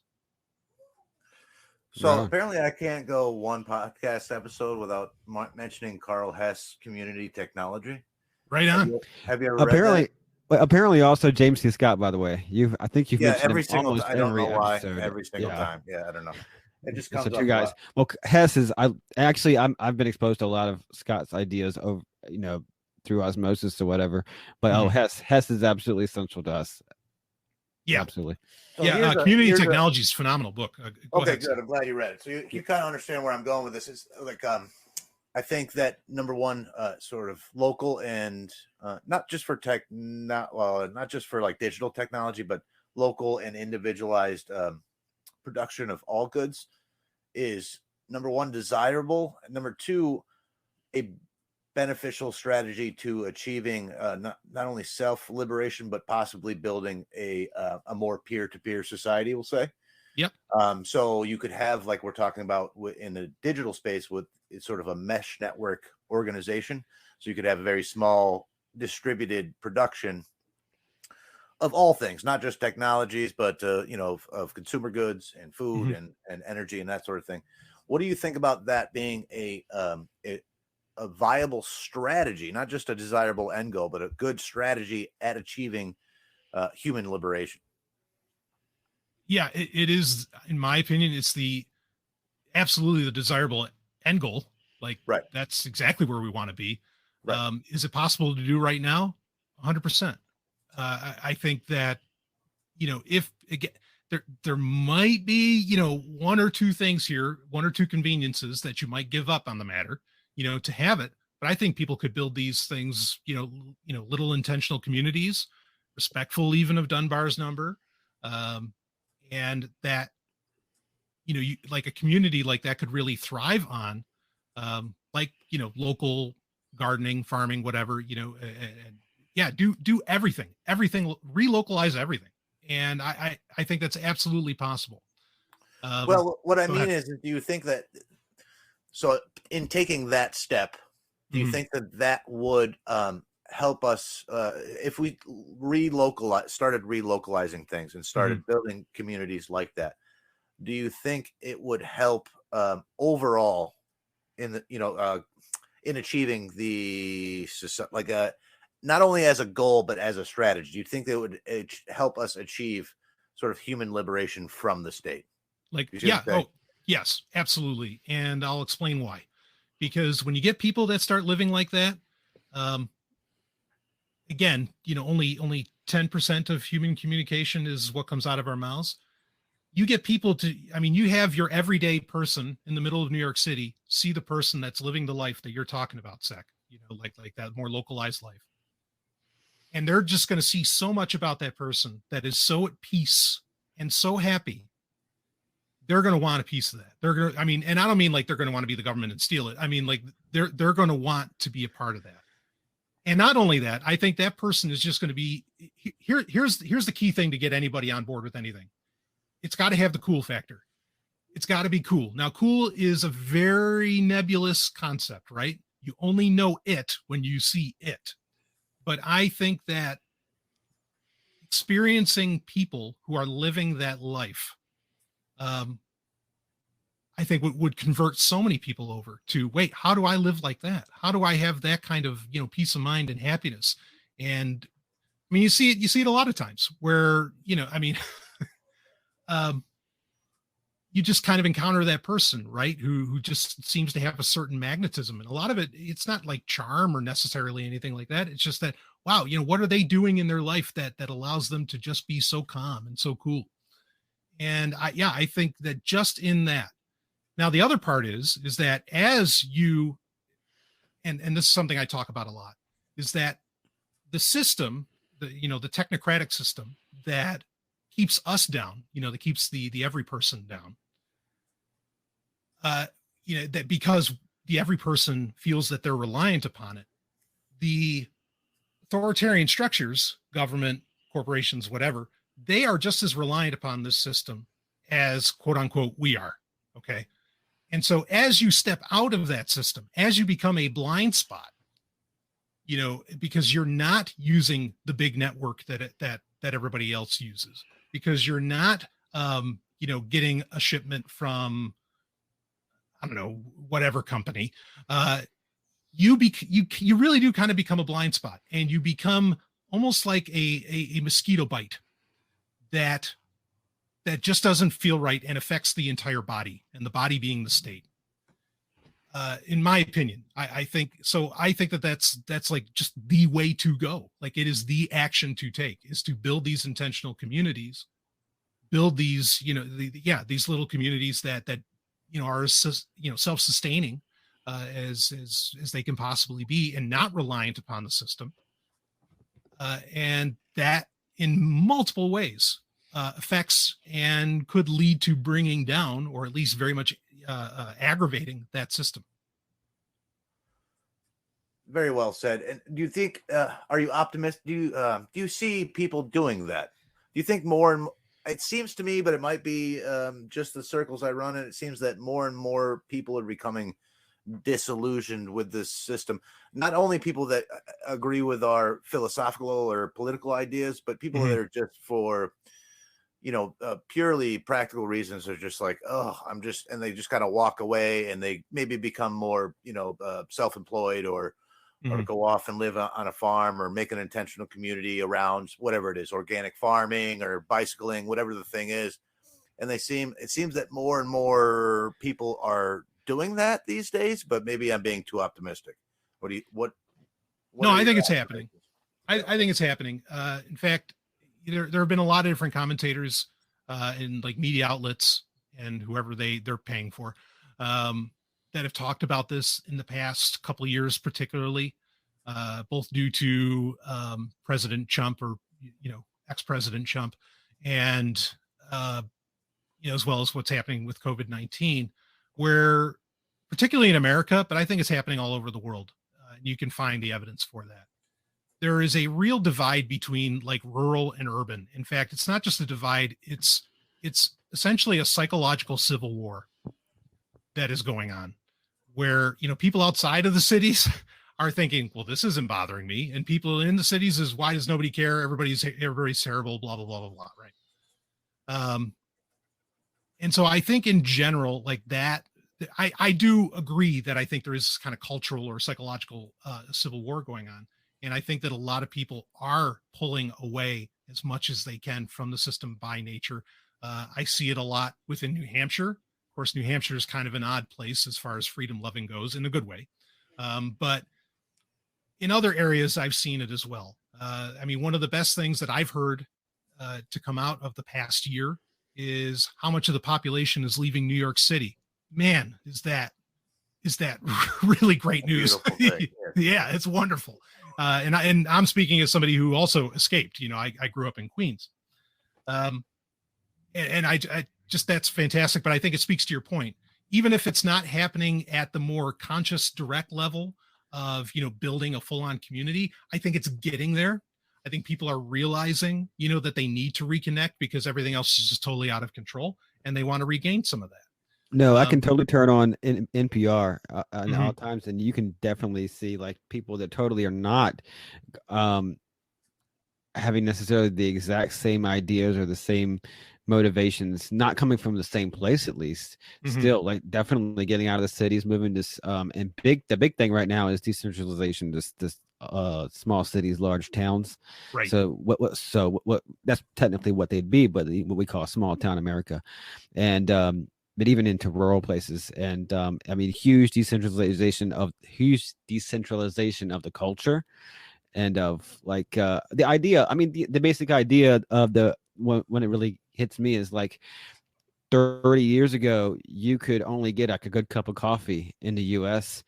You can only get like a cappuccino in the US in like a few cities, a handful, like a dozen cities maybe.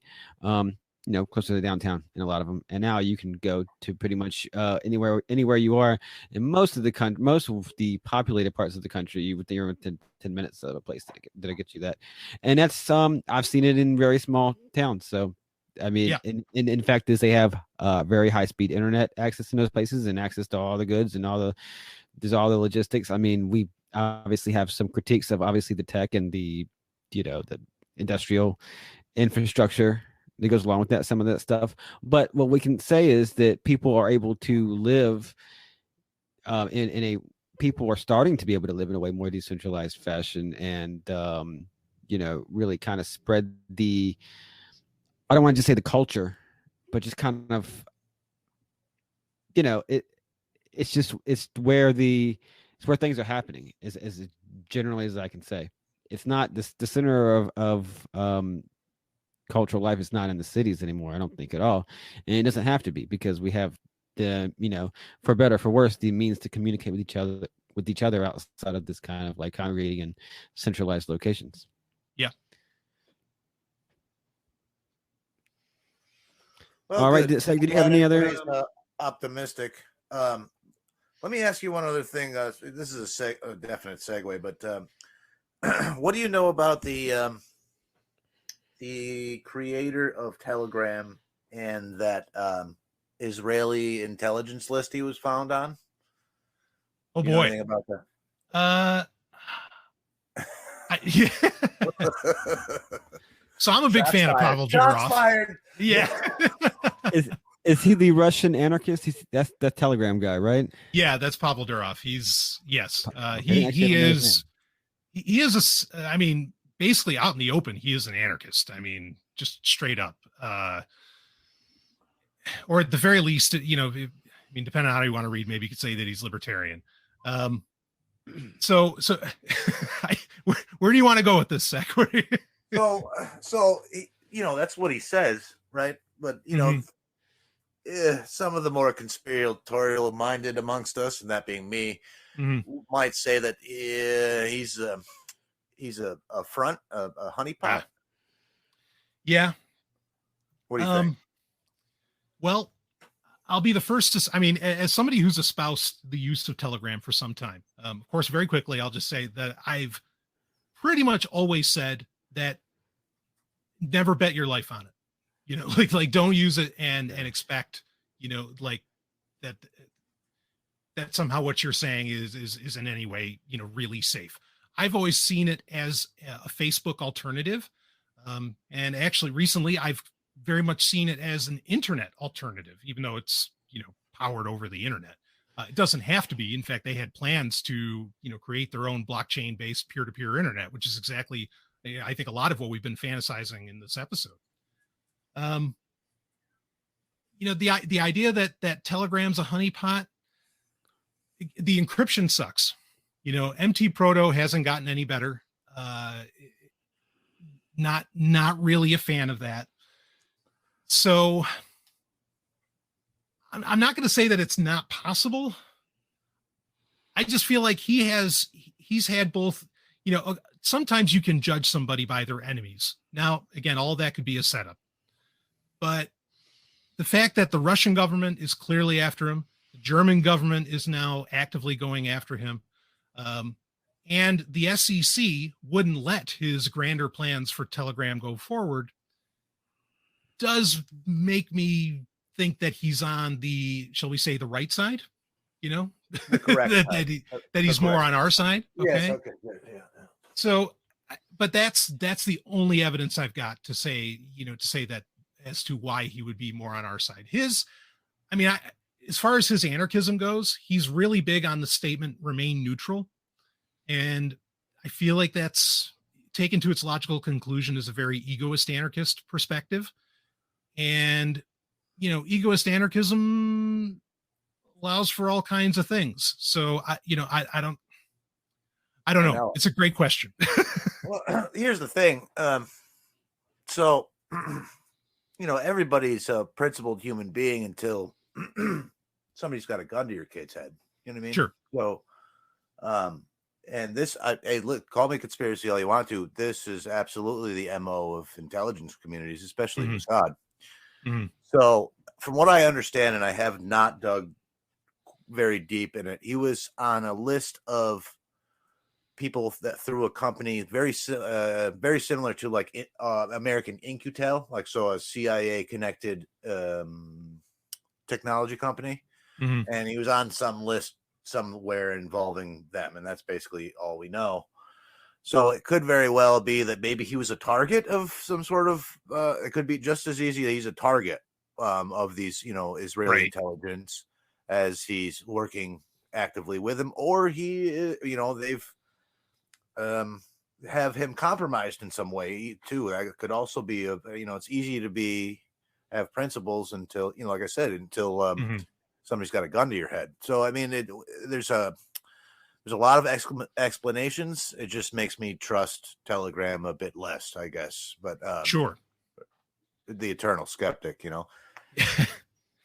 Yeah, or go ahead. Have you dug into it at all?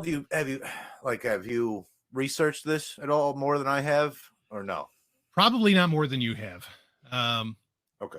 I mean, I get it, and I get the concerns, and it goes to, you know, what are people's tolerance levels? You know, again, I never ever bet my life on Telegram, and I am particular in what I do, you know, what gets talked about on there. I recently did an episode called The Ultimate Messenger. Telegram was not the top of the list. So actually Threema was the top of the list as far as what to use. Again, there's a lot, you know, if that's the case, what you're saying, if somehow, you know, Telegram / Pavel Durov is, you know, he's created a honeypot here, there are still a lot of ways that he has done things that are the right direction and worth emulating. But the hard part is that, you know, the only way you can create something like Telegram where people all around the world can access it, like you could do a smaller scale version with your own home server and use it very well. But you need to be a billionaire or a multimillionaire or whatever, like Pavel Durov is, to be able to fund that without engaging in, some of that surveillance capitalism, without, because I mean, he's funding this thing essentially, or at least as we understand it, all on his own. That's what I've heard. Yeah. Yeah. It's coming from his own fortune. Telegram is still not making any money. He's just Right. still funding millions of dollars a year into it. Right. What I hear. Yeah, exactly. And I mean, again, where's that money going? Like, how is that happening? Like, the economics of it don't seem to make a whole ton of sense unless, again, you do have all the millions like you would off of making the Facebook of Russia, that being VK. So that speaks to the issue of scale also that we've gotten into here. But if I heard that he was, I don't think I'd be shocked. Ultimately, I'd be disappointed for sure, but I wouldn't be shocked. Okay, fair enough. All right. Well, So it's a good time what was wait. Okay. What was the for my own memory in the audience? What was your top pick for messaging apps? Threema? Yeah, Threema. So I just looked it up. Yeah, I just looked it up as soon as you said it. Yeah, Okay. yeah. I mean, very quickly, I'll just explain. I mean, the beauty of it is that, because we're talking about how, oh man, I'm talking about anyway, how mobile devices are, radioactive, don't touch them. I mean, you can do things like you can put, you could put Lineage OS, right? You could get away from Google on Android to a degree. So there's alternatives to do that. One of the recommendations now, Telegram, you can also install independently on Android without the Google Play Store. But the beauty of Threema is that you do have to buy it, but you can buy it with Bitcoin. You can buy it right through their site. You don't need the Google Play Store. You don't need iOS. Don't need any of that. And you can install it, basically on a Google-less Android smartphone, which was one of the big winners for it. Also, its encryption has been heavily vetted. It's really, really well done. The only other one I'd recommend is Briar. And that's Android only, as to where Threema is available on Apple and Android. I use that. That's very good. Yeah, Briar's phenomenal because Briar is, again, much of what we've been fantasizing about here. Briar is where it already exists. Briar can function without an internet connection, right? It can just use Bluetooth and Wi-Fi direct and everything. I mean, it's, Nice. If we had one of those communities, like we were talking about, people would be using something like Briar. Right, because you need the phones to handshake, right? Yeah, to do the handshake, where you'd be nearby and everything. I mean, you can kind of get around that now, but regardless, Briar is really it's a dream app. I just don't know if it's ever going to reach scale, but then maybe it never should. Yeah, like you said, maybe it should only be a very local application for that technology. And so what do you think about, is there ever so John McAfee years ago, I remember him talking about wanting to create a phone that was not surveillable. Do you think that is not possible? So his phone, which as far as I know, never actually, I mean, he had like a mock-up, but it never came into existence. Right. He had some of the right ideas. I mean, I think if I remember right, it still had the Google Play Store, which that's a fail. The Google Play Store is a rootkit. You've got to get away from that. What do you mean a rootkit? The Google Play Store is so entrenched into the root of the system, like it's so entrenched in the operating system of Android. Okay. That it's essentially a kit that Google can use to access anything that you're doing on your smartphone. I would argue that, like using Signal on a phone with the Google Play Store, I mean, the Google Play Store itself could be the keylogger, I mean, it's just so entrenched. So that's why it's important, things like Lineage OS, and there's some like Graphene OS. There's some other ones that have been developed over the years that are trying to make an Android that has no Google in it, which is great. Nice. But McAfee's phone, so the key thing that he was going for was he had switches on the back of it. Now, unfortunately, I think we learned that they were just soft switches. So a soft switch is just something that, okay, you flip it or you press it on a touchscreen, and the software, the operating system apparently does the action that you told it to do by flipping the switch, physical or not. So that's a soft switch. A hard switch or a hardware switch is something that literally cuts off a wire. Okay. Where when you flip it, a physical action has occurred. It's not just the software telling something to do something. It's, say, the Wi-Fi was cut off at the wire, was cut off at the antenna. So hard electrons switch, can literally not pass through. Bingo. So right. Yeah. So McAfee's phone was, I think we found out that they were soft switches ultimately, but it looked good because it looked like they were hardware switches where if you want to turn off the Bluetooth, you flip the switch on the back and the Bluetooth, the electrons can't even get to the Bluetooth, antenna, right?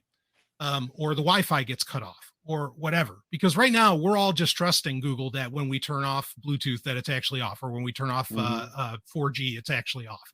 And we know that they can remotely, depending upon what connection's available, they can remotely turn all that stuff back on anyway. And when those things are on, they pretty much are doing all sorts of communication with outside devices, even if you don't physically approve its connection, because they got to be able to discover other devices. So they have the ability to interact with all sorts of ways with other devices, and it's in all sorts of data or collect all sorts of data. Exactly, Penguin. So having hardware switches like a McAfee phone, if they were hardware switches, is a move in the right direction where you have absolute control to kill every radio on that smartphone if you need to. But there were, I recall, I think we did, again, I think I had the Google Play Store, which is, just ultimately a problem. Say nothing of the fact that Android is like multiple gigabytes of the space that Android takes up on a smartphone. A lot of that is storage of data. It's a cache for data that even when, say, you're out in the boondocks or you're, wherever, somewhere where there isn't any kind of signal, no internet whatsoever, Android is still recording everything that you're doing without that. Okay. And Android, Google powered, as in, at the very least, as the Google Play Store, Google powered Android is transmitting all of that, even while you're disconnected, from a network, will transmit all that once it gets back to a network. Maybe after a year, if you were disconnected, it couldn't store all of that because it does have a limited amount of data in the cache to access or, to store that. But having anything Google on there is just going to be a fail. Like there's that Freedom phone that's out there right now too. That's another one. I don't know if you guys have heard of this. Yes. Yeah. Okay. So the Freedom phone's nonsense, but yeah. Well, the reason that it's nonsense ultimately comes down to its app repository. It comes down to its app store. Okay. It's not the Google Play Store, but they're just using the Aurora app store, which accesses the Google Play Store. So you didn't get rid of Google at all. And to say that it's, you can't, or that it's uncensorable is nonsense, because once the Google Play Store gets rid of whatever app, I don't know if somebody's into Parler or whatever crap they're into, once it gets deleted on the Google Play Store, you're not going to get it on the Freedom phone either. So you're not uncensorable to anything. So you've really got to get away from the tech giants in general, which you can do with Android to some degree, but then also you really need to know you have control over the radios on that device. And that comes down to hardware switches. So in concept, McAfee's phone was interesting, but in as far as how it was getting implemented, bit of a fail. I think he also mentioned, and I don't remember what it was, but having trouble with security, because he would still have to interact with all of these networks and these telecommunications industries, and he really wouldn't be able to say that this was untrackable, unsurveillable. He just, I think that's part of the reason it just never ever came to fruition. Right. That just really made me think of something. Did you hear about that supposedly heavily encrypted phone recently that was an complete FBI honey, or not international law enforcement honeypot? Well, I just saw a whole thing about that, and it just completely left my mind up until now. Yeah, so absolutely, somebody basically has been created. There's been a series of devices created that kind of do messaging in a way that kind of is like how we're describing, at least as far as the heavy encryption. And one of the latest ones was taken over by the FBI, and it's resulted in arrests of people all over the world, Oh, yeah, it's a great point to bring up, Penguin, because that, like, a lot of people ask me, Brian, why don't you talk about the Phantom phone? Why don't you talk about like all these other phones that are out there that are, really doing a lot of this stuff right and everything? And frankly, it's because, well, usually they're out of the price range, out of my, the average person, say. But not just that, if it's really doing it right and it's being, like it's even remotely mass produced, the FBI is either a honeypot and the FBI is directly involved, or they're going to shut it down. So I don't really waste time, talking about a lot of those. On a smaller scale, maybe that's kind of possible, but boy, I'd have a hard time trusting devices like that. Yeah, the only way I see you being able to do that kind of thing is if I guess you have just totally open source, and then I just don't know. I don't know. I don't personally have the know-how how you can work around some of these issues, obviously, because they would have been done already. Mm-hmm. But I mean, something from that perspective, not from the perspective. Oh, yeah, we've come up with the ultimate secure encrypted phone that anybody can use, and the government can't find. I mean, no, there's just no way. I'm just gonna assume you're a Fed right off the bat. Well, now we know. That was a huge international news story. Yeah. Right. Yeah, so I mean, the only safe move is like carrier pigeon with like a coded message with a book key. You know what I mean? Like this, I've been saying that for years. If you want to be real secure, it's start sending letters again, really, that are encoded. Sure, right. I mean, thousands of years. Well, I mean, in all seriousness, like why do particularly the wealthy?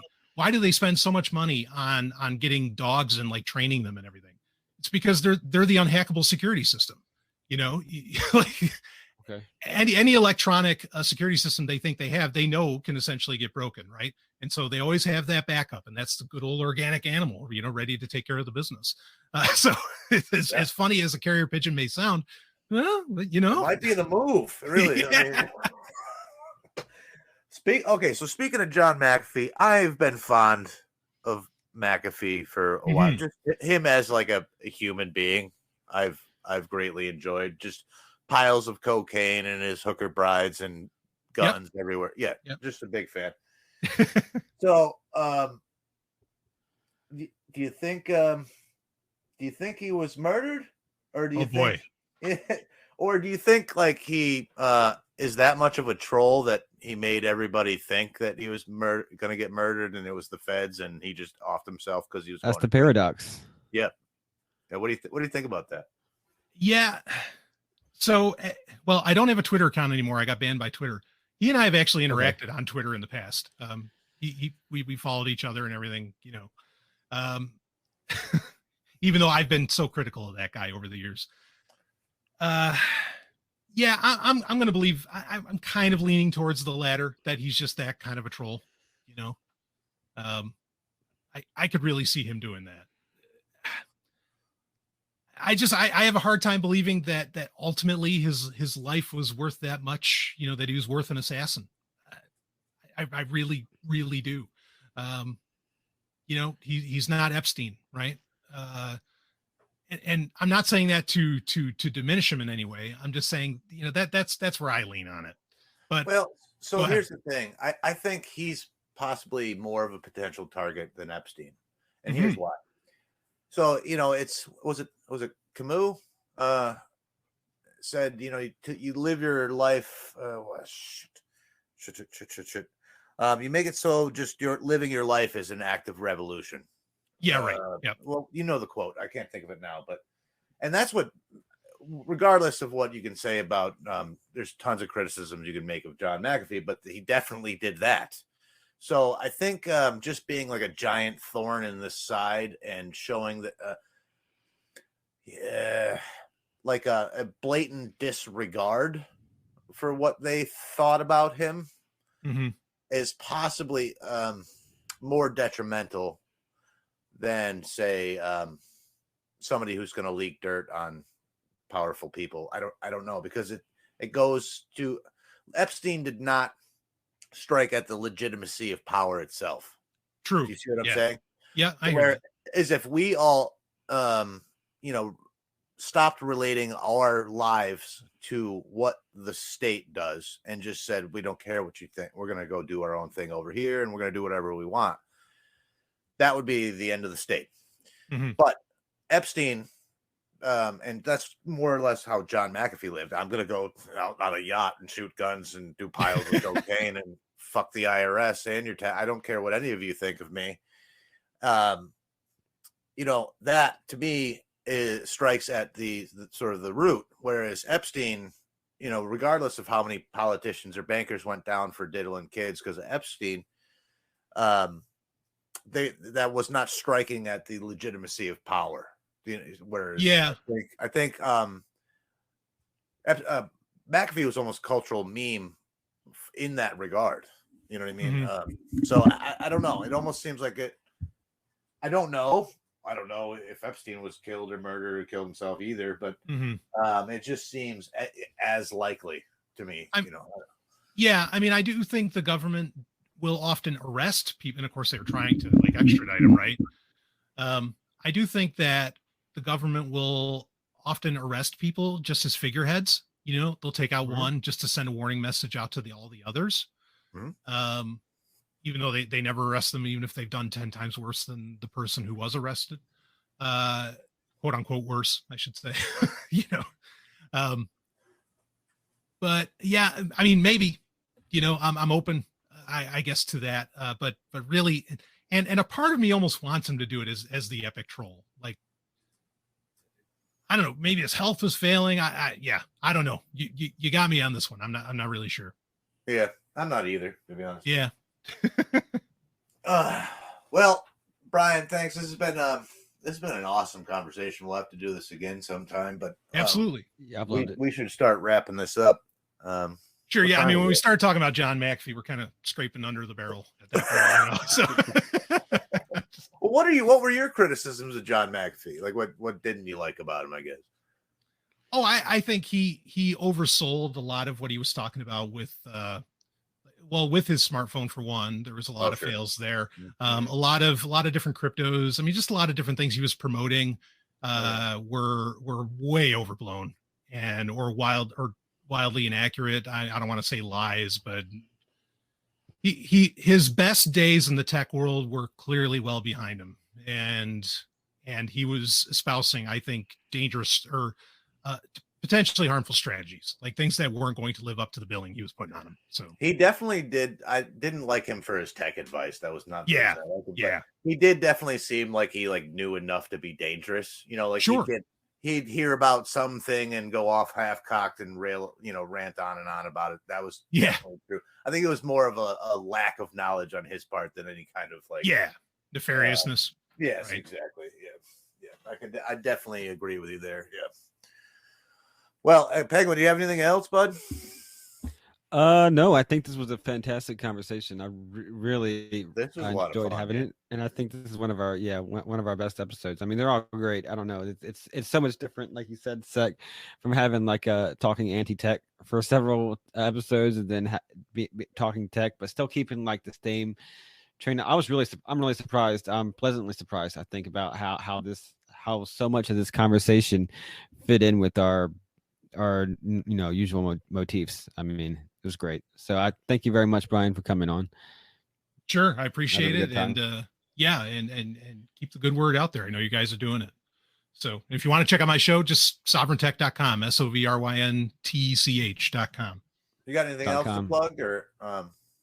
That's kind of my big one. Sovryntech.com. The show is where everything else springs forth. So okay, I also recommend. It's a great show. But honored, guys. Thanks for coming on. It's been a blast, and we'll have to have you back on again real soon. Anytime. All right, thanks, brother. All right, take care. Peace. Bye. Just dynamite stuff, I tell you. All right, so I went back and did my research on what was going on with Pavel Durov, and really, this all speaks to the NSO Group. So the NSO Group is a company or a technology firm, really. They're just outside of Tel Aviv, which, boy, if there were, I know we were just ripping on cities in this episode. If there were beautiful cities in the world, like if I would use that term for any city, Tel Aviv would be one of them. Just a gorgeous city. I haven't been there in really too long, but man, what a place. But I am not going to say kind things about the NSO Group themselves. So there was, in June of this year, of 2021, there was a bombshell of a story. I think The Guardian broke it, and some others, kind of picked it up from there, about what is known as, well, there is an investigation and then there's a software. The investigation is the Pegasus project. The software is itself called Pegasus. And what the software is essentially spyware for smartphones. And it's for remote surveillance of smartphones. Okay. Nasty, nasty stuff, and has been around for a while. This software gets legally licensed and sold to governments. It's not supposed to be sold or used by private entities. I mean, we could get into a big subject around Pegasus itself, the software, but suffice it to say, it is meant to be used for, targets by nation states, whoever that happens to be. The argument theoretically would be, against terrorists and whatever else. But what the investigation known as the Pegasus Project discovered was that for about the past 5 years, since like 2016, at least, there have been, 50,000 phone numbers that they found on this list. And this is the list that I believe SEC was referencing. But what's the issue here is that this list of phone numbers doesn't belong to, terrorists or necessarily violent individuals. A lot of them are reporters for like the Washington Post and, other major media outlets. There's activists on this, peaceful activists even. There are heads of state on there.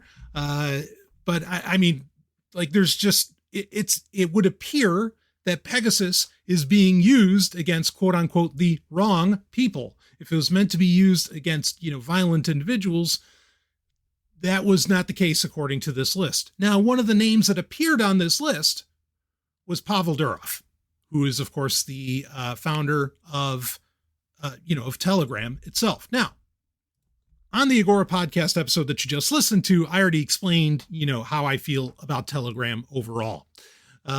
So I'm not going to rehash that here. But the ultimate concern here is that Pavel Durov was targeted by the NSO group, which likely, or by Pegasus, who was operating, Pegasus to who was, and who was, basically targeting, as in who is targeting these, 50,000, the individuals that these 50,000 phone numbers belong to. Now, the Pegasus Project, again, the Pegasus Project is not the Pegasus software. The Pegasus Project is the group of media outlets, of news organizations that came together to do this investigation.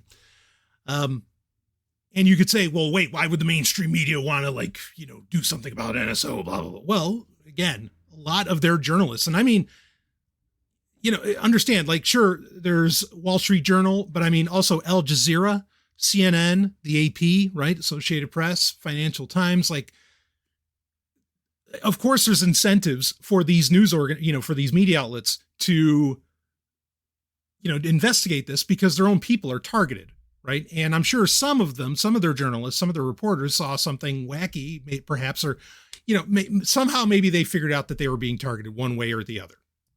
But as to who's doing the targeting, it was, according to the Pegasus Project, there are at least 11 countries that, at least in the investigation, were identified. So there's Bahrain, Hungary, India, Kazakhstan, Mexico, Morocco, Rwanda, Saudi Arabia, Togo, and the UAE.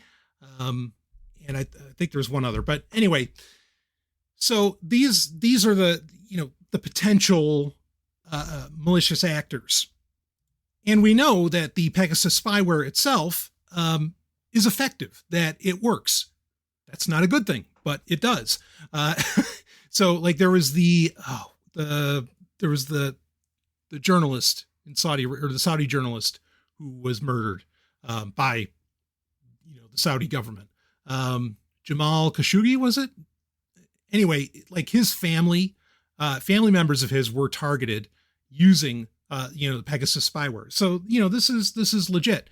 And hey, when you start going after somebody's family members, like Sec said, some people's, principles go out the door. So the concern here would be that if Pavel Durov is targeted, maybe one of these countries, and, if I were a betting person, I'm not, if I were, uh, or maybe here, a better one. If I was throwing darts, I'd be aiming for Saudi Arabia right now. As far as who do I think was behind this list? Ultimately, I mean, it doesn't have to be one country, but boy, Saudi Arabia. I mean, talk about, yes, all countries are evil, including the United States, like all of them. Okay.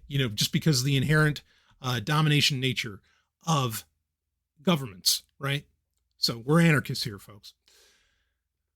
That said, if there were somehow like a gradient, if there was somehow a scale, or a temperature gauge, and the most egregious companies that trample upon individual actions were, say like higher on the thermometer, and like in the 120-degree range, Saudi Arabia would pretty much be at the top of the list. If we had like some kind of, list of evil countries, and number one is the most evil, again, Saudi Arabia would be right there. So now, to be clear, when I say that, I mean the Saudi government. Okay. When I say Saudi country, Saudi people, different. Look, and I've been to Saudi Arabia. Okay. Spent quite some time there, actually. So I know the score. Saudi government would be at the top of that evil list. Okay. So the question becomes, as it relates to Telegram, is Pavel Durov, was he a target of one of these countries, or Saudi Arabia at the very least? And what became of that? To be clear, again, it doesn't have to just be the countries that are on the Pegasus Project's list. Also, I think when The Guardian was diving deeper on this, so there were two things that came out about it, when diving deeper on this. One is that it appears Pavel Durov, if he was targeted by one of the countries, it would have been the UAE. Not so much surprise, since Telegram's office right now is in Dubai, right? Of course, nobody's ever seen anybody even go into that office. No, actually, there was a great write-up by Der Spiegel, I think it was Der Spiegel recently, about Pavel Durov. If I think of it, I'll link to it in the show notes. And this is recommended reading because it gives you some insight to what could possibly be gleaned about Pavel Durov. Okay. So it could have been the UAE. Again, my bet would be, and if it was, it would sort of make sense. I'm still leaning heavily that even if it was the UAE or other countries, that, Saudi Arabia is kind of the country pulling, or the government pulling the strings here. And that's based on historical analysis, not on direct evidence in this case. The other part, or speaking of direct evidence, the other part here is that according to the NSO group, and it appears that with the Pegasus spyware that they can actually see where it's been installed. But Durov, according to NSO, was not a target. So that means that the software was never installed on his phone, according to NSO. So according to them, again, NSO themselves, just because the number was on the list does not mean that they were, whether it was actually selected for surveillance. It's just, a number of interest that could be, on that list. But it was definitely Pavel Durov's number. It's the number that's been attached. It's a UK number that's been attached to his Telegram account for years. And here's the thing you got to understand with Pegasus, so the idea is that they want to get access to whatever you're doing on your phone. One of the major issues here around the Pegasus spyware is that, look, because you could say, well, in fact, I think I saw this. I saw some people online like laughing, saying, haha, too bad he was using Telegram, which doesn't have encryption, end-to-end encryption on by default. No, jackasses. Sorry. He could have been using Signal. He could have been using whatever. And the Pegasus spyware is going to own it. Is going to bypass that encryption just by the nature of it, right? Whether it's reading the screen or key logging or whatever. So, sorry, save your jokes for something else. But that said, can we trust the NSO group when they say, oh no, it wasn't installed on his phone? Can we take them at their word on that? We have no reason to take them on their word on that. So it still could have happened. And look, yes, it can happen to these kinds of individuals, right? I mean, what happened with, with Jeff Bezos, richest man in the world, and his phone got cracked into, right? Via WhatsApp is the going theory. So it can happen, but NSO says it didn't. But is this NSO covering up for Pavel Durov because he's on team government, and they want to make sure that their honeypot golden boy is in the clear and that people keep using Telegram willy-nilly? I mean, we can't really know what the deal is there. My analysis on it is thus. So what I know of Pavel Durov, and you can kind of glean some of this also from that Der Spiegel article, which was actually shared in the Telegram group a little while back, but in the Sovryn Tech Telegram group, that is, of all ironies. Okay. Anyway, but like I said, if I think of it, I'll share it in the show notes. When you read through that, it very much appears that Pavel Durov doesn't even really use a smartphone. That's the sense I get, that he has secretaries, he has, to use a colloquialism, he has bitches for that. Right. Okay.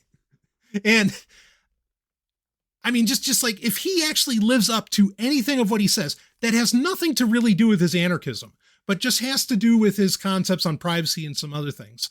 I would think, and he almost directly says it in the Der Spiegel interview, I would almost think that, or his attitude seems to be, go ahead and hack my phone. You won't find anything that's worthwhile to you. And I could believe that. We spent a good chunk of the Agora podcast episode talking about separating your devices, right? Having a device for work, having a device for this, having a device for that.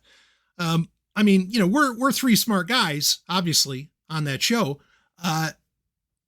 But we're not the only ones that could have ever come up with this stuff. So I would not be surprised if Pavel Durov, was segmenting things to where that phone number meant nothing. I have a work phone number. I also have other phone numbers, right? I have a work device. I also have other devices. If you got into my work device, well, I mean, if somebody really got into that, I mean, you're going to find out some interesting things about PR that I guarantee you are, ultimately positively boring. But that's my device that faces the world. I put nothing of import on that device. Nothing. Okay. I know better. I don't fuck around. I mean, when the whole situation happened with Jeff Bezos, where those pictures got leaked of him and his new gal, we talked about that actually over a couple episodes at least, but I was just stunned to find out that, wait a minute, you're the richest man alive, and you're not locking down your shit as well as I am, when I'm the exact opposite, right? I'm not even close to being the richest man alive. I mean, I'm on the whole other end of the scale, Oh, what was it? Twitter recently came out with statistics. Twitter came out with statistics that said only 2% of Twitter users have multi-factor authentication on their account. What the fuck? Only 2%? I mean, the great Twitter hack of 2020, the great Twitter disaster, really, of 2020, that really had nothing to do with multi-factor authentication. That was done via the site's God mode. So, there's an argument to be made that, MFA doesn't really matter, or 2FA if you want to call it that. But I think using the term MFA is better now. Because, hey, I'd be great if I had to do more than 2. Please, let me have 5-factor authentication. Yes, I want it to be that difficult. Okay. But holy shit, you have people that, they on Twitter of all things, which one could imagine a lot of very private info on that and so on, and something that people would want to get their eyes on. And only 2% of people have MFA there? What the hell? So, there's a chance that maybe Pavel Durov isn't that smart about it, since so few people, even people that should know better, don't know better, to lock down their shit really, really well. We do know that Pavel Durov uses Android smartphones. Is he using the, Google Advanced Protection Program? Is he buying like specific highly encrypted smartphones, kind of like we were talking about in the Agora podcast, that don't have any Google services on them and that exist only for those who know about them and the rich? I mean, hey, maybe, and could the Advanced Protection Program even stop spyware like Pegasus? Perhaps not, but I find it interesting that Google initially was promoting the Advanced Protection Program for the exact kind of people that Pegasus spyware targets, or is meant to, or has been targeting anyway since 2016. That being heads of state, activists, journalists, etc. And yes, I mean, Google even said activists. But regardless, so if Pavel Durov was targeted, did have Pegasus used against him, did get his ass owned, and, potentially threatened, do by a government, by a nation state saying, do what we say or X will happen. X bad thing will happen. Is that potentially going on here based upon this? Or has whatever nation state, if they were able to use Pegasus against Pavel Durov, did they somehow get the keys to the kingdom of Telegram? Again, I don't think they would have gotten that through a mobile phone. Could they, what they've gotten off of a smartphone, gotten them access to a server or something else somewhere on Telegram? If it was someone else, even if it was like Jeff Bezos, there's a part of me that would almost say, yeah, that's possible. And ultimately, is it possible? Sure, it's possible. I do find it overall unlikely. I am not saying to, and you heard me say it during the Agora podcast, I am not saying to bet your life and to trust Telegram. Okay. Not saying that whatsoever. If anything, this whole situation with, the Pegasus spyware is really bolstering my point that I made in the Agora podcast that, smartphones are a lost cause. Once you're targeted, you're done. Once it's on there, Signal, powerless. All these other things, fucking powerless, right? And that really speaks to what I've said for years on Sovryn Tech. That is, if you are targeted by a nation state, there's not a whole hell of a lot you can do. Like if you are targeted, like theoretically Pavel Durov was. Okay. I mean, he was definitely on the list. Was he targeted? That's where there's debate. Or, what targeted as in it got installed on him. That's where there's some debate. If you're targeted, okay, you're done. I mean, like that's, they're going to follow you wherever, and you might as well just leave civilization, frankly, which isn't a bad idea, even if you're not targeted. But ultimately, sure, we could say it's possible.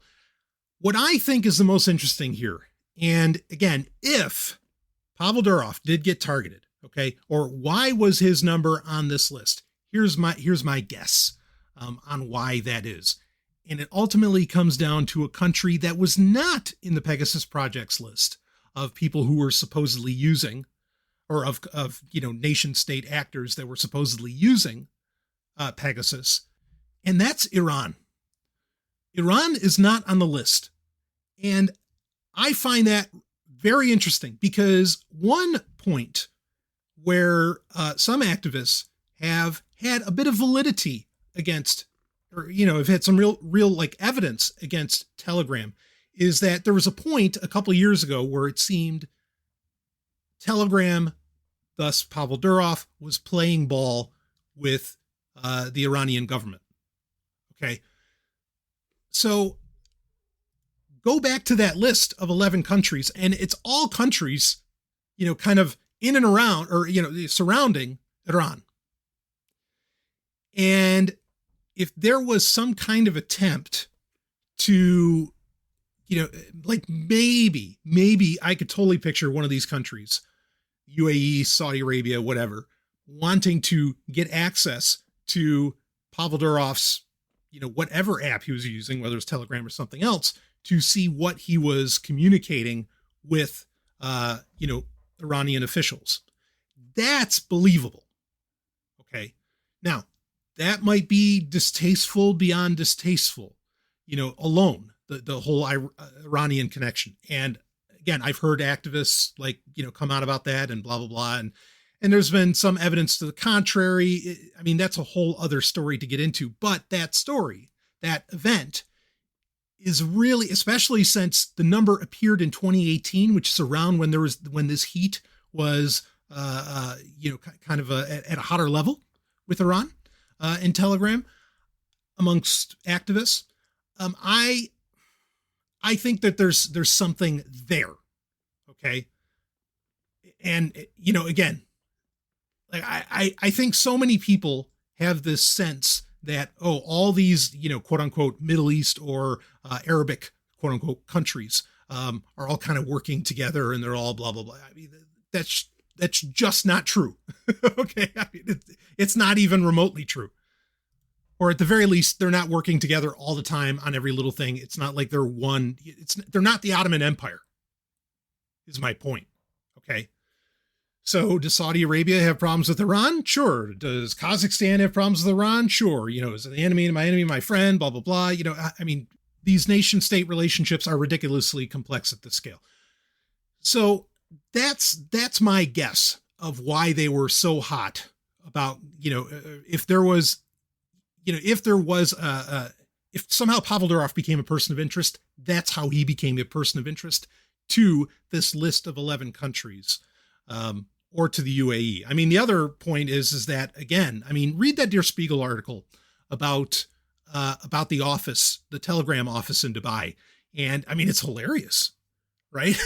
Like the people who work the desk at the building, because it's part of like an office building. The people who work the desk at the office building said, yeah, we've never seen anybody go into that room. We've never seen anybody come out. We've never, So the UAE, which is in Dubai, so the UAE would certainly, I could see where they'd be coming from and saying, what the fuck's going on here? This company's in our, here, and it's this very popular company and it's deals in encryption. What's the score, right? So I can imagine that as well. But a part of me is really thinking this has to, just based on the timeline, that this has to do with the Telegram and Iran, Iranian government situation. That's where I think it's at. So that's, I mean, again, there's just speculation abounding on all of this, other than Pegasus exists. The countries, the 11 countries listed off have used it. At least that 11 have used it.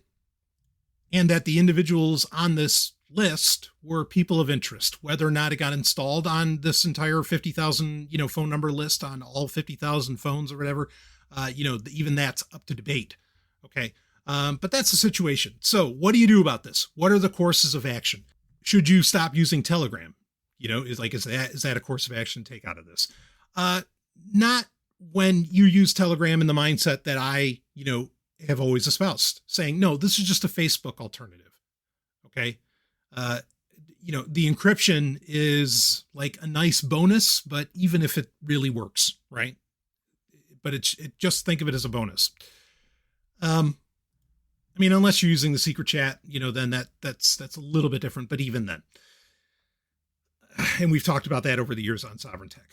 So, I mean, to me, the course of action here really ultimately has to do with the existence of the Pegasus spyware itself. And that is toss your fucking smartphone, right? Just get rid of it. But I know, like we talked about in the Agora podcast, not everybody can do that. Right? Even I can't really toss my smartphone, but you can segment things. And I think that's like the most practical thing that I can recommend, that people do. But if you needed more evidence of just how screwed everybody is, even people who you'd think wouldn't be screwed, who would do all of this right, all the things we talk about on Sovryn Tech, on how to rein in your technology. Well, there's technology even to thwart them once they become a target. So keep that in mind. Anyway, I'll wrap this one up. Boy, again, what an honor to be on the Agora podcast. I mean, really, to have, it's so great to have those kinds of high level conversations and to get into, the really deep stuff. Just a lot of fun. And we need podcasts out there that are just unabashedly, radical decentralization, anarchism, freedom, and that's what we're espousing. And we're having the conversations around it to how, and we're going to having the conversations, not to introduce people necessarily, but how do we get to solutions That's such a necessary thing to have out there. And so I'm really honored to have been asked and to have been on the show. And I'm so glad that podcast is out there. So I am going to wrap this one up. More Sovryn Tech to come. And I will see all of you on the other side.